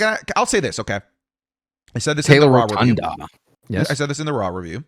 I was a bit bummed that it was, hang on. I was a bit bummed that it wasn't a tape of a different member of the Wyatt Six. I thought we were going to get the introduction of every member of the Wyatt Six this way, and I was like, that's awesome. I saw the Bo Dallas tape, and at first I was like, okay. And then I was like, that was amazing. It's so good. It's so damn good. The stuff that they're doing, now we have a bit more of a clear understanding of the motivations, talking about false idols, demonizing or cannibalizing their family or something along the lines of what he said. That's where Chad Gable's like, dude, they're talking about me, but like, dude, they could be talking about Solo. They could be talking about Roman. They could be talking about Jay. Could be talking about, CM. You could talk about Drew McIntyre potentially. There's a lot of stuff that's a lot of Easter eggs that could point to so many different wrestling characters. And I'm starting to think that maybe the Chad Gable thing is a misdirection. With Chad Gable obviously being the one that they attacked first and the one that they always seem to interrupt. And now Chad Gable being self-aware, they're coming after me. It's me that they're coming after, is leading me to believe that now it's a misdirection, that they're actually going to be going after somebody else. But I thought that it could be Jay. Yeah. But I thought the tape was amazing. Bo is unbelievably believable in this role. He felt so vulnerable and he felt so sinister at the same time. What did you think of it? I think that I know like of the comments and all my reactions was like that's not Bo Dallas, that's Taylor Rotunda. I get that, but that's Bo Dallas in the WWE world. Like the character is Bo, who's the brother of Bray Wyatt, and that what I enjoyed from that tape is it's basically what we're getting, Santi, is all the QR code stuff presented on the main channel now. So if you are a fan who went down the rabbit hole of all the QR code, you broke everything down, you found the cave. Remember, because he goes, I found them in the cave, and you saw the GPS, you got the coordinates of the cave. All that stuff right now, you're being rewarded heavenly for. But now it's basically these tapes are now just a QR code being presented in a different format. And what I loved about that tape, or the next segment of the Wyatt Six, is that it has basically said that Bo Dallas is no more. Taylor's no more, if you want to say, and now Uncle Howdy's taken over. Like it basically did the kind of laps over each other, the overlays, and I thought it was a very beautiful moment. It's a way to say goodbye to Bray Wyatt, because there was in the Firefly House Funhouse. It was a way to say goodbye to that, and now we're entering the world of Uncle Howdy.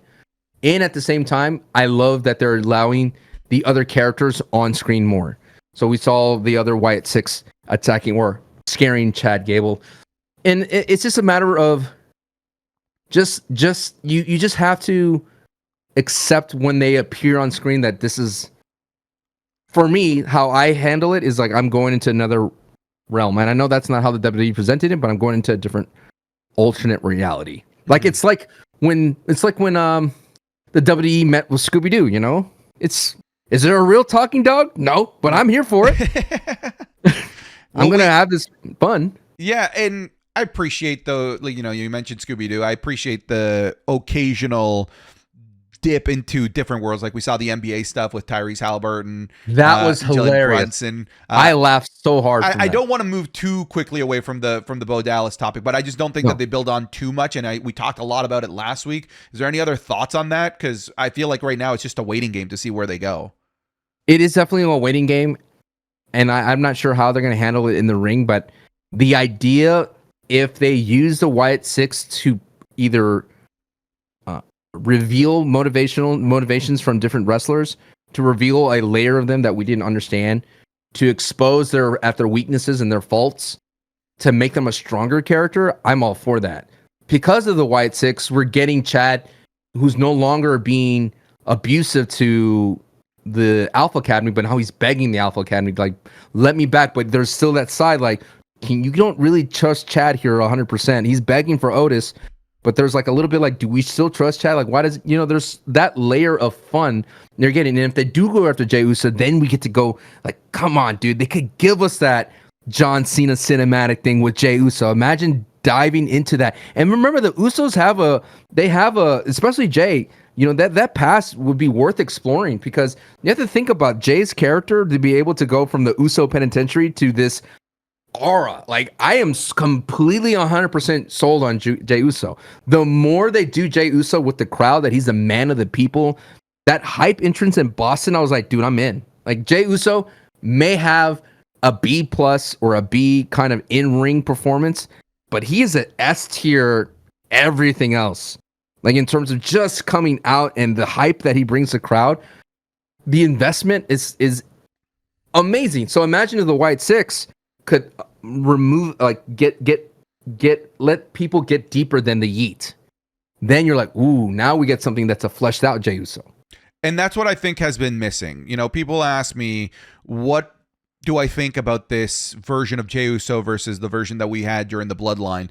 And I've said, the presentation of this is a guy that could main event WrestleMania. The presentation, the in-ring stuff, some people like it, some people don't. It doesn't do it for me, but yeah, it is what it is. I've seen worse people main event WrestleMania. Let's just say that when it comes to in-ring work. But the presentation and the aura and the crowd reaction that he gets, it's undeniable. But it is still, to me, a one-note character. And it's been a one-note character, especially since Backlash, where he hasn't really had motivations or goals that he's going after. And even like with this Money in the Bank, it still feels very one-dimensional. And he even manages to turn that even more simplistic and more one-dimensional by creating branding behind it, by calling it the Yeet in the Bank, which is like, that doesn't need that, but okay, I guess we're that's what we're doing. We're turning everything into Yeet. Meanwhile, I compare it to the stuff that he was doing in the Bloodline, where sure, he wasn't getting as much mic time, but when he does, it was so much more complex, so much more layered, and significantly more interesting, in my opinion. But yeah, he wasn't getting the main event or a presentation. I think it'd be cool if one day we can mix those two. So this is what they do, and this is what makes the Wyatt Six a great vehicle for what. Put those down. Slow it down. Put them. No. Oh no, Rick Rude style. No, I was gonna say, this is what makes the Wyatt Six so valuable as an asset. They're not as supernatural, but they have this tool that the WWE can use where they could go to Jay, put him in the seat. So imagine, hear me out, brother. Imagine Michael Cole gets a tape, and in that tape, it's an interview with Jey Uso and Uncle Howdy. And Uncle Howdy is looking at Jay, and he goes, so, why are you hiding behind the word yeet so much? Oh. Why have you simplified yourself to this persona of this dancing yeet machine where you're out there selling merch, you're out there yeet everywhere? Why are you hiding behind yeet? What happened to you? And remember, Jey Uso has gone through a traumatic experience of being shunned out of the bloodline, of removing himself from his family. He made that choice, turning on his family. And that trauma, that PTSD has resulted and manifested into this word yeet. And Bray Wyatt and the Wyatt Six and Uncle Howdy ripped that away from him and exposed the truth that the reason why Jay is hiding behind the word yeet is because he's been scared. He's been scared this whole time. Remember, what did Jimmy say to Jay? You cannot be the tribal chief. It corrupts you, right? I am protecting you. You cannot win because I'm protecting you. So we could dig into that, bro. And then what if in that tape, Santi, Jimmy comes back. Boom. Jimmy and Jay are interviewing each other. Ooh. And then it's going to be Bloodline rules. I'm just telling you, that's what they have the ability to do with Wyatt Six. And what's also so cool is that when you see the Wyatt Six tape, you know it's like, all right, let's pay attention. Let's shut up. Like everyone shut up. Let's pay attention and let's pay attention to the details and admire their performances. And I think Jey Uso would knock it out of the park if he ended up in that. And I hope the WWE does that because you can't have that. You can't have that in the ring. You can't have that backstage. They've created a nice way to have very serious conversations done with the Wyatt Six tape. I love all that. Thank you. Yeah, I think that that's such a cool avenue for all of their future feuds. Mm-hmm. The VHS tape, the interview style, with themselves Promo, or with right? Uncle Howdy. Yeah. I think that that's a really, really cool avenue to build feuds for the Wyatt Six. I like it. I'm with you. I give it a thumbs up. I give it the golden up. Well done. Before we start to wrap things up, I wanted to quickly touch on TNA. They had Forbidden Door. I once again didn't stream it, and once again, AEW. What did I say? TNA. Oh, sorry. Yeah. Sorry. AEW Forbidden Door. Once again, I didn't stream it. Didn't do a watch party. Once again, it was good. You're welcome, AEW fans. When I don't watch, apparently it's a good show. Did you watch it?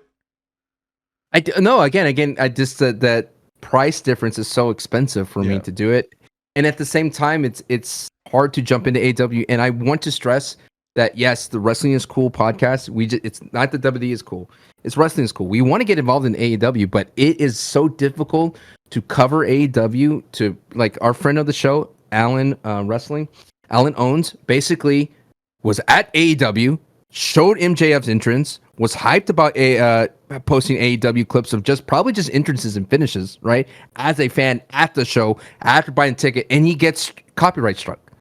That's insane. Like that's literally actually insane. As a fan in the crowd, not a guy like we do reacting on a home with the actual feed of the PLE or the pay-per-view. gets copyright struck and he got 2 of them, dude, back to back. So it is very difficult as a content creator to be so intimate with the content, because that's what I love about the WWE is for now, is that I could watch, I could react, I could have fun with it, I could post content with it, video content, and I could be really close to it so I could have a very rounded out, sound out opinion about it. But with AEW, I'm just too scared that I could lose everything that I worked for something meaningless as an entrance. 100%. That is I dealt with it. That's so like, Yes. I know exactly what it's like. They have no interest in playing ball with content creators. And I watch AEW. I watch it every week. I just don't watch it on stream. I watch it in my own private time whenever I can. And I would love to share my experiences of watching AEW. I would love to share my reactions, but they don't seemingly want to be, they seemingly don't want to have that relationship with people like me and other content creators. So it's tough to be able to make content on AEW. And then by proxy, sometimes it's difficult to have deep, meaningful, podcast-worthy conversations about AEW. But I did watch portions of Forbidden Door. Did you watch any of it? Because I did watch a couple of the marquee matches. I watched Ospreay versus Swerve Strickland, and it was like an unbelievably good match. Like so good. None of it. I saw the Swerve Stomp. Yeah, like that was kind of cool. Yeah. But then I thought, well, I would love to see the Swerve Stomp over and over again, but I probably won't get that moment again. I did see the Stephanie versus Mercedes Moné. Good match. I did see some of that, and I was like, I want more Stephanie. She's so good, right? Right, and I did see Brent Breaker come back, which is really nice to see her come back as the OG of AEW, and she looks phenomenal. Like she looks like a world beater. And so I saw snippets of that. I saw a little bit of the MJF versus the CMLL guy, and I know he's not. I got in trouble once for saying like such and such guy. I know he's an important star, so forgive me. But yes, that's all basically what I saw. But like I said, I wish I could watch more of AEW. Would you watch more AEW if Shane O'Mac debuted on AEW? Come on, dude! Isn't that wild? That's where we're at, dude. I hope that. That can't happen. We are actually WCWing this. That cannot happen, bro. Keep the McMahons away from AEW. I don't know if that would be a, hey, I'm Tony Khan. Here's a power move. I'm now the boss of a McMahon. It's not worth it. It's not worth the power move, bro. Just keep doing your thing. You're doing fine. Do not go down this route of trying to dunk on WWE with unnecessary signings like Shane McMahon. As a wrestler or as like a character? Like would we like, because I don't think he's gonna wrestle. If they were to sign You don't him, think so? Because I do. Shane McMahon loves getting in the ring. Dude, the thing, if they do that, I would feel like you would go into the timeline. It would be who killed the AEW, right? It'd be the series, like the who killed WCW, and it would be this moment. It would be this, yeah. It would be like one of these moments. This would be as bad as not putting the belt on Sting type of vibes at Starrcade, right? That's how bad this is. What would be actually kind of hype, and maybe the AEW loyalists and the faithful will hate this, but if you really want to make this faction awful, make them a manager for the Elite right now with the Bucks and Okada and Jack Perry. Dude, that would be really good. It would be so much heat on that faction. But here's the thing: like, in order to pull it off, let's. It's not fun just saying no. It's a terrible idea. It's the end of AEW. Like anyone could do that, right? Let's play around. This is a fun little playground here. Let's have some fun with the sandbox idea. Shane O'Mac as the manager of the Elite, as someone who is the talking piece, because sometimes, the Young Bucks or Okada, they're not the best at speaking on the mic, but Shane O'Mac is comparatively so. I think if you could do that, it could at least create a fun angle where he controls them, he puts them in more powerful positions, and either he could swindle the Young Bucks out of the EVP position and make himself an EVP, and that will put the Young Bucks back on the roster, and therefore making him a face again, as with some people that have been enjoying, or he can make it to where the same way where Tony Khan ends up outsmarting Shane O'Mac and being booked as a smarter guy than Shane O'Mac. It'd be cool. I'm down for it, and it would definitely get me to watch. Not gonna lie, I would watch. It would be. I would be watching with the same level of curiosity that I do when I slow down when I see a car crash on the other side of the road. Rubbernecking, huh? Is that what that's called? Rubbernecking? That's what's, yeah, because you're going like this. Oh, that makes sense. I feel like that would be my interest. It wouldn't be my interest of like, oh, I think that this is going to be good. I'm like, I think the interest would be like, I want to see the carnage that comes from this. It would be good though. It would be good, but the problem is, it's like. Has go away heat ever worked though? Because it would be go away heat. Not if Shane O'Mac added like a level of, if he filled the hole that they needed, right? If he was able to be that on-screen corporate heel that the AEW desperately wants, that they're trying to create with Young Bucks and Okada, and have it be him, but don't make it feel like he bought into the AEW. Make it feel like that he's just here as his own accord type of thing. Like he's a bored billionaire. Like, have that be the catalyst for Shane O'Mac, or just have it be the Young Bucks are like, hey, we have a friend. We have an investor. Oh, we got that'd be so. I like that. An investor. Right? An investor is a great line. The investor, Shane O'Mac. That's also a good moniker. I know, right? Right. And he's he's just a guy that is just trying to take advantage of the situation. Like, yeah, I see this opportunity to double my investor type of guy. And just think about the program they could lead into is like, we have an investor. Like Tony Khan, you could go ahead and try to hate on us, try to kick us out. We're ironclad, but we have an investor. We have what's it called? When you have like an angel investor or something like that? It's an angel investor, yeah. Yeah. We have they keep throwing this out and then we don't know who this investor is. And then boom, at All In or whatever, it's Shane O'Mac. At All In, you want to bring him out at their biggest show too? Yeah, at Wembley, dude. I know that's what you. Yes, dude, that is heresy. I hate it and I love it. You would, dude. They would boo. You would boo, and you would be mad at AEW, and they would just rub it in your face. And Shane O'Mac just has that. Heel Shane O'Mac is so good. It's so good. Dalla. Think about the matches. He could have Darby Allin. Darby Allin versus Shane O'Mac. Orange Cassidy versus Shane O'Mac. There's just John Moxley versus Shane O'Mac. Woo, baby. Come on, dude. It's a play that they could do, and they have the money to do it. And Shane O'Mac would do it because idle hands, man. What's he doing? Nothing. You expect Shane O'Mac to just ride off in the sunset? Nah. Dude, I would be. I would be out in the sunset, man. I'd be sipping on margaritas somewhere on a beach, man. I would not be dying to get back and itching to get back into wrestling for AEW. Imagine the vignettes. Shane O'Mac with the sunglasses like that, with a drink in his hand, looking smug. And then him. Dude, and imagine him just clowning Tony Khan, like just straight up clowning Tony Khan, and and that would put Tony Khan over as a face, because he's just being bullied by this bravado-ish, big time legend in the space. It's like if you bring back Eric. What's worse? Bringing back Eric Bischoff character. That's worse. Yeah, putting Eric Bischoff in AEW, putting Vince Russo in AEW, putting those guys in AEW because they don't add anything, but Shane O'Mac does. I hate that. I think that you're right, and I think it's gonna happen, bro. I the more and more that I see, the more and more I think it's gonna happen. But is it bad? Like now that we've had fun, we played in the sandbox a little bit. Is it bad? At the end of the day, I think so. I still think so. I think it's not WCW, because he's not gonna join up with the WWE guys. He's not gonna be part of the what is it? The black. What is it called? What's the Daniel Bryan's? The Blackpool Combat Club. Yeah, it'd be that. The BBC. If he did that, that'd be stupid. But him joining the Young Bucks and Okada. Woo-hoo.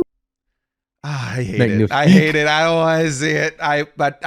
I'm the morbid curiosity in me wants to see how it would be executed.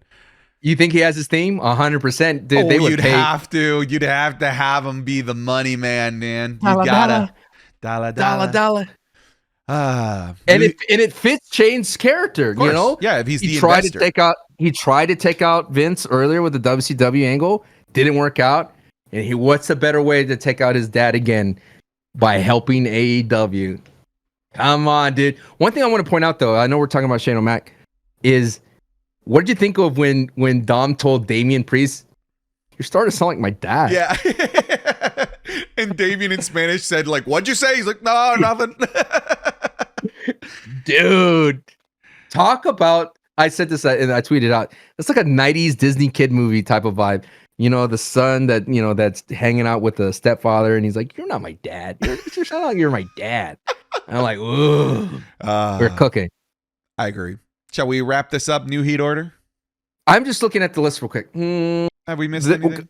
Yeah, can we quickly talk about the NBA? Oh, the sure. NBA Yeah. I forgot we moved away from it. We glossed over that. Once again, LA Knight, yay, made a PLE. Huzzah. Yes. That's very exciting. And I love the way that match was booked. But what's so interesting, when I saw the Tyrese Halliburton and Jalen Brunson coming out, that reminded me of old school WCW, Dennis Rodman and Karl Malone, man. Yeah. It was, I laughed hard though, because it was just so outlandishly funny to just have Jalen Brunson jump the barricade. Dude, Jalen Brunson completely forgot his cues. I know. I know. LA Knight was like pointing to him like, "No, now we go. And now we go and attack them and they jump off." It wasn't as bad as DDP, who jumped back into his seat and then jumped Remember that. Wrestling is Cool Match Club. You need to come watch it to understand the inside joke there. Oh, Patreon.com/Santi's app. But it's so interesting, like when they had that, I guess it was a SmackDown or a Raw, where it was Logan Paul randomly on Tyrese Halliburton's phone, and we're like, what was up with that? Yeah. They were FaceTiming. They were FaceTiming like they were buddies, and I was like, I don't remember Logan Paul running those circles. But for him to bring him out, I love the idea, and then I love the idea of like let's just say for some odd reason they wanted to put another match on Money in the Bank, and Tyrese Halliburton and Jalen Brunson had some kind of a experience or training they built up to it. I could see that at Money in the Bank. So would that be a bad match for you? Yes, it would be.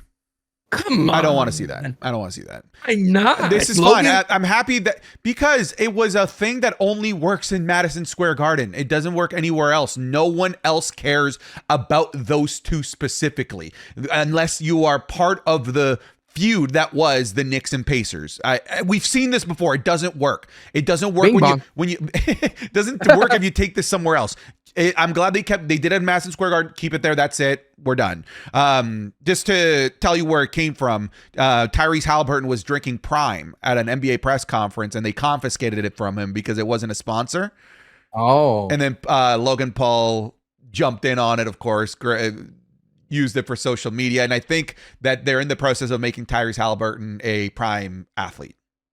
Oh, like a little Cody, huh? Yeah. Cody Rhodes? Like a Cody Rhodes. But yeah, I don't want to see the traveling circus show of Tyrese Halliburton and Jalen Brunson in an arena where it could be full of fans of a team that hates them both. Well, that's what it was with Dennis Rodman and Karl Malone, and that program was stretched out, man. Yeah, they had them on TV so many times. But what really worked, dude, hang on. Imagine those two on this episode of Raw in Boston. They would have gotten booed out of the building. Both of them. I know, but what I was going to say was, no disrespect to Tyrese and Jalen, is they're not as personalities as Dennis Rodman, and Karl Malone. Like those are completely different. And Karl Malone's size, Dennis Rodman's size. Like to see Hulk Hogan standing next to Dennis Rodman and DDP with Karl Malone, that was a capsule in time. It's not as atrocious as Shaq in AEW. That was pretty bad. Yeah, he took a table bump, which that was pretty cool. Did you like Shaq going against Big Show? Remember that when they teased it? Happen. They teased it, and I never wanted it. I never wanted it. It happened at Rumble, though. Remember? There was the moment within the Rumble. I hated it, and I'm glad it never materialized. You remember that? The little spot. It was so bad. I hated it. I hated it. I'm glad it didn't happen. I'm glad it didn't materialize. Wow. Okay, that's a great statement.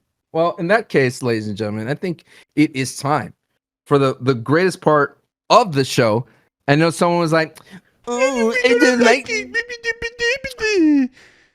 Suck it.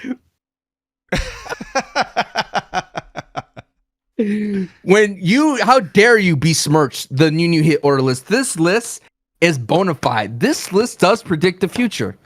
Wrestlers skip to this portion to see where they land on the new heat order. That's a fact. That is a fact of life. What is it? They do the vanity search for the new heat order. They want to know where we rank them on this list.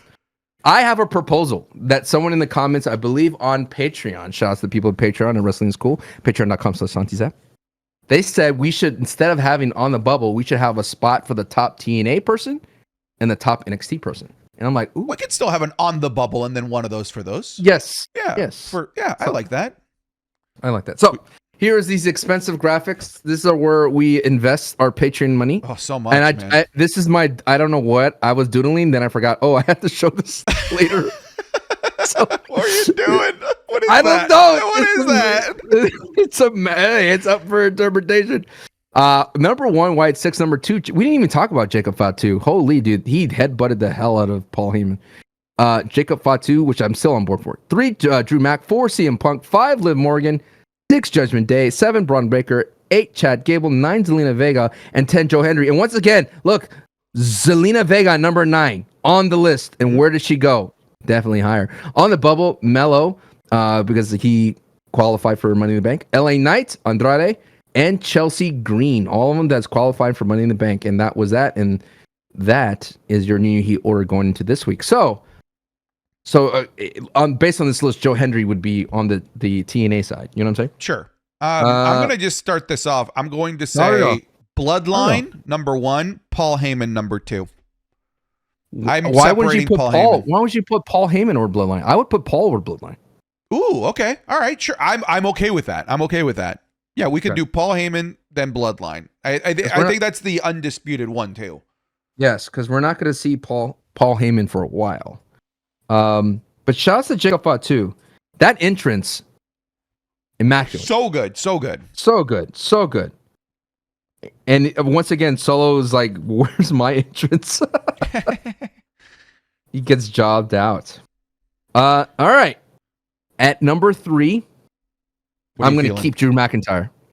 Okay. Fire promos, and qualified for Money in the Bank. In a great match. Oh, Ilya, fantastic. Dude, that apron H-bomb down on top of Sheamus. Oh my God. I hope they don't start making that into a signature. That he won matches, he won championships with that. And then he hits Drew Mack with a running one and then he kicks out. Oh, sound like you're not liking the way he's booked. Wow. Can you imagine if he didn't lose to Jey Uso? Number 4. I'm gonna throw in Liv Morgan here.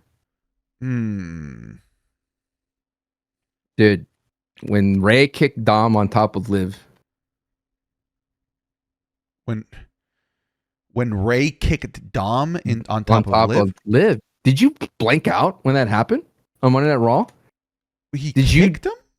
Yeah. I thought he just grabbed him. No, he did a baseball slide. Oh, sorry. I thought you were saying that he kicked him when he was already on top of. Yes. Yeah. Oh, yeah. That was that. Yeah. Dude, and then she did the clamps. All right. Respectfully. The respectful clamps. Gentleman clamps. Yes. We are admiring the work Liv, and she tweeted out recently that this is the best work she's done in 10 years. And that she felt that when she was injured, she had a time to reflect and find self-love.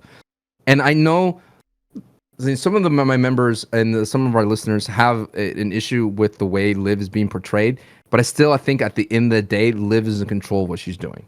And that's what's making it work. Because when the shoe drops, Santi, and it's like, ha ha ha, these were all part of my master plans, Liv's going to look very, very... I say, Liv is much more active and causing more chaos than Rhea has ever done before. Sure. I agree. Yeah. Can I throw out the 3-man power trip of our Coyote? Oh, With what they did on SmackDown to start the In show, Boston. destroy the Bloodline, take over the show, basically. Had the cops come out. Yeah, hit that nasty crossroads, that best crossroads I've ever seen sold.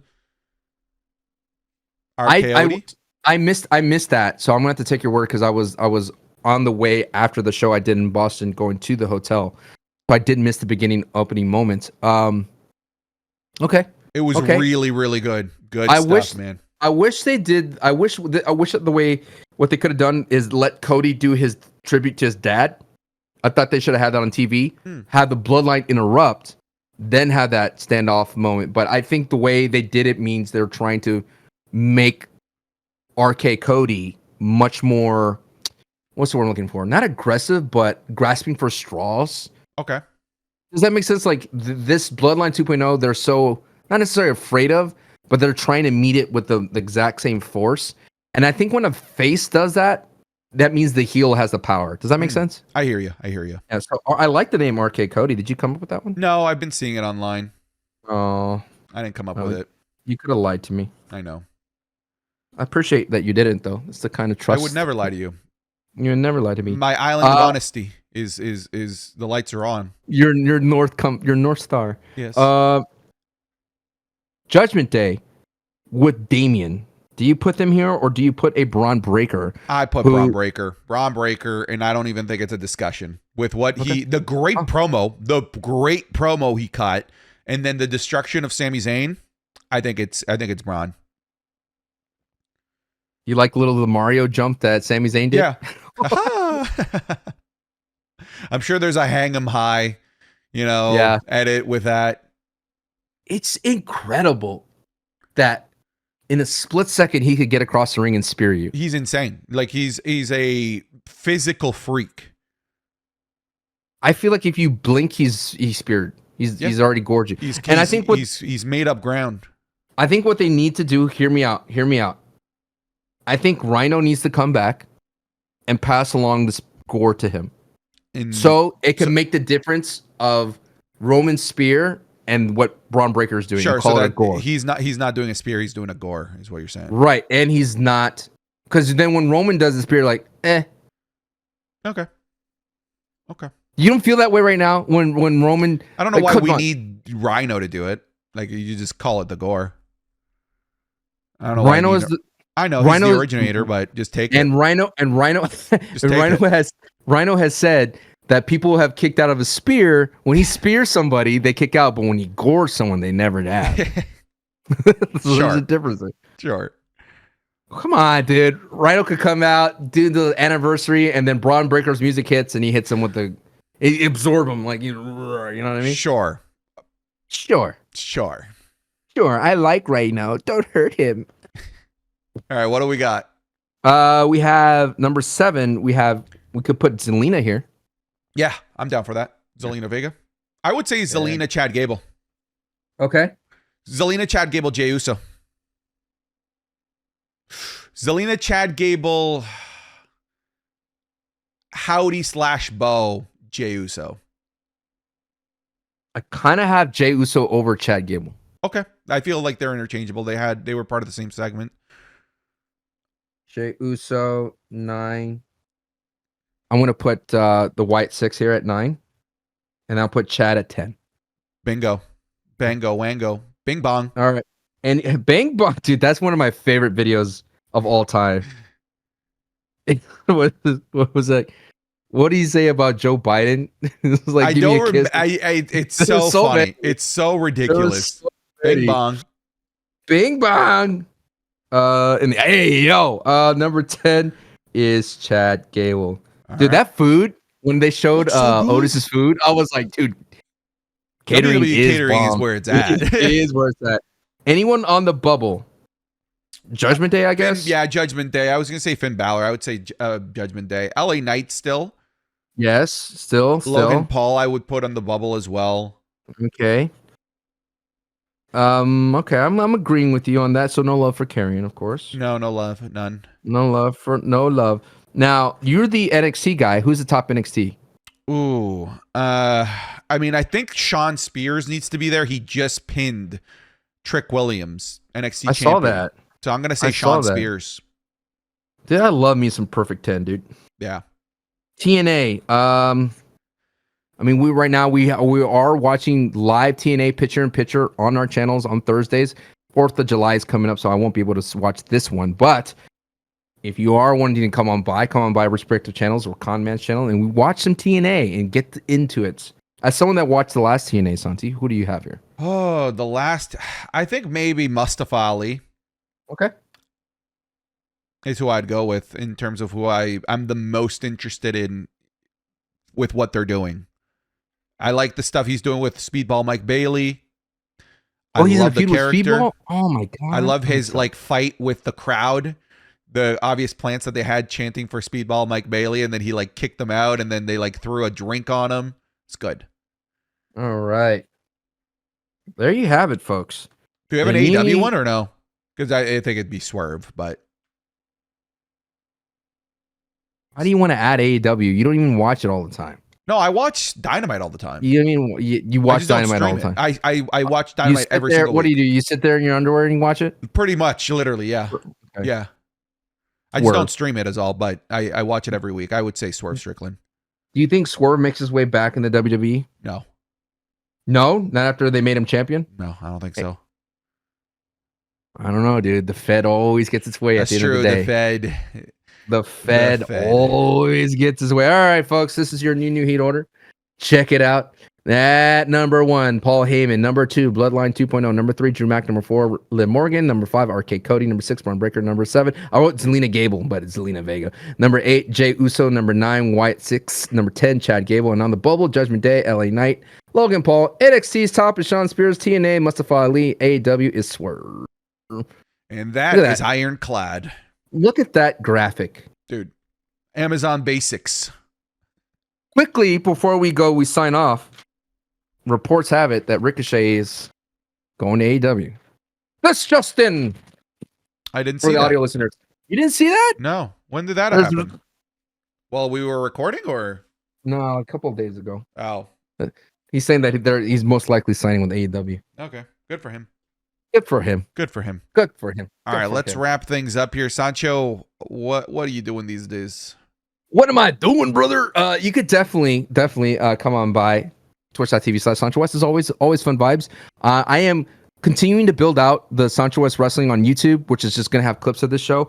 I currently have some built from the last podcast, and I'll do it for this podcast. So if you want to see things clipped out, just sort of little things that you could share with people that, hey, check out Wrestling's Cool. They have this cool conversation on how good LA Knight is. You could definitely do that, or random or asides that we have. So Sancho West Wrestling on YouTube. It's a work in progress. I'm a one-man show who's doing 1,000 things. So, hey, we'll get there. And of course, please buy the merch. Wrestling is Cool merch. Check out the sweet merch. There's ones with the word podcast, ones without. And I think it's a sick logo that you could wear and not be ashamed of that you're wearing a wrestling shirt.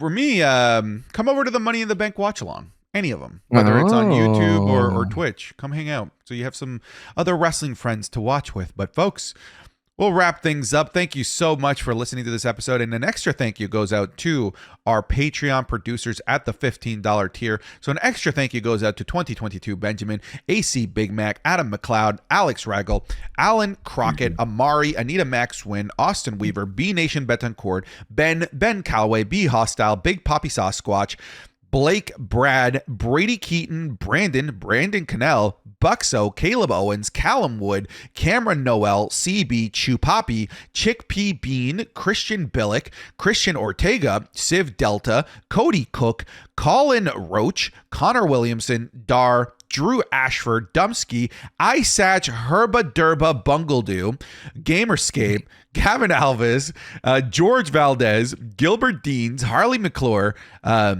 isn't that a character from The Simpsons? It's Troy McClure. You may have seen me in other things. Yes. Hayden Thornton, I Eat Oiled Up Ass, Ileana, Issa David. You have to read that. It's what, dude, that's what they pay for, bro. He reads what he sees on the prompter, folks. So long as it's not against YouTube terms of service, your boy will read it. It's Mr. YouTube loves it. Jackson Connolly, Jacob Staffel, James Abel, Jassim Alcazar, Javier Arenas, Javier Prieto, Gene Jovelez, John Diagito. Man, I've butchered your name the past several weeks. You're going to need to tell me how to pronounce it. Jonah, Jonathan Daly, Jordan Lynch, Jorge Caballero, Joshua Warwick, Juan Verduzco, Judson Danels, Justin Perkins, Kevin Coughlin, Kian Dean, Lil Shifu, Lord BB&J, Lucas Wittenhagen, Manly Man. Oh my goodness. Okay, I got this. You got this. Methuselah Honeysuckle. Nice. Oh, okay. Michael Walter, Mohammed Albanai, Monte Moore, Nick Harvey, Nicholas Kyle, Nighthawk, Patrick Grapaldi, Phoenix, Prince Osborne, Prince Vegeta RTA, Reaper God, Ricky Dutcher, Roberto Dickbutt, Ryan Williams, Riley, Sancho Hates Jay, Santi versus Sancho, Oiled Up Street Fight, Santi Sexual, Santi Zaps Receding Hairline. This is going to become a thing where people say stuff about me. Saudi Rick Boogs, Scoob Dub Nation, Scream Scott. Saudi Rick Boogs. The thing is that he's a regular in my Twitch chat, and I'm only realizing now how funny that name is. Shane, Sean, Sherry, Silver Football, Spencer, Shernats, Star Wars Lover G, Steven Rhodes, Stucky, Super Malachi Galaxy, Tanner Telejohn, The Big Ratio, the first and only Squancho Maniac, The Gaming Freak, the Joe Man 21, Thiem, Tobias Burnett, Tom Lehman, Trent Head, Two Crown, Walker, Wesley Simpson, Whip One, Xavier Izquierdo, Yo-Yo Chris, Zerg Zito. Whew, that's as far as we've gotten into page 3. Thank you all so much for supporting us in what we do. Another 2-hour episode. Another 2 hour. They found the Hawk 2 girl. They did, and she's not a teacher. Everybody says she was a teacher and she got fired. She's not a teacher. Yeah, no. Good. I'm glad she didn't get fired. Good. No, never read into the internet. Agreed. If this was the Vince McMahon era, Hawk 2 girl would have like a little, like a wave hello. You know, she's on Monday Night Raw. You know. Did you see Logan Paul Hawk 2 in the middle of the match? He did? Yeah. He goes at Santos Escobar and goes, Hawk Tua. All right, goodbye, everybody. Bye-bye. See ya. Bye.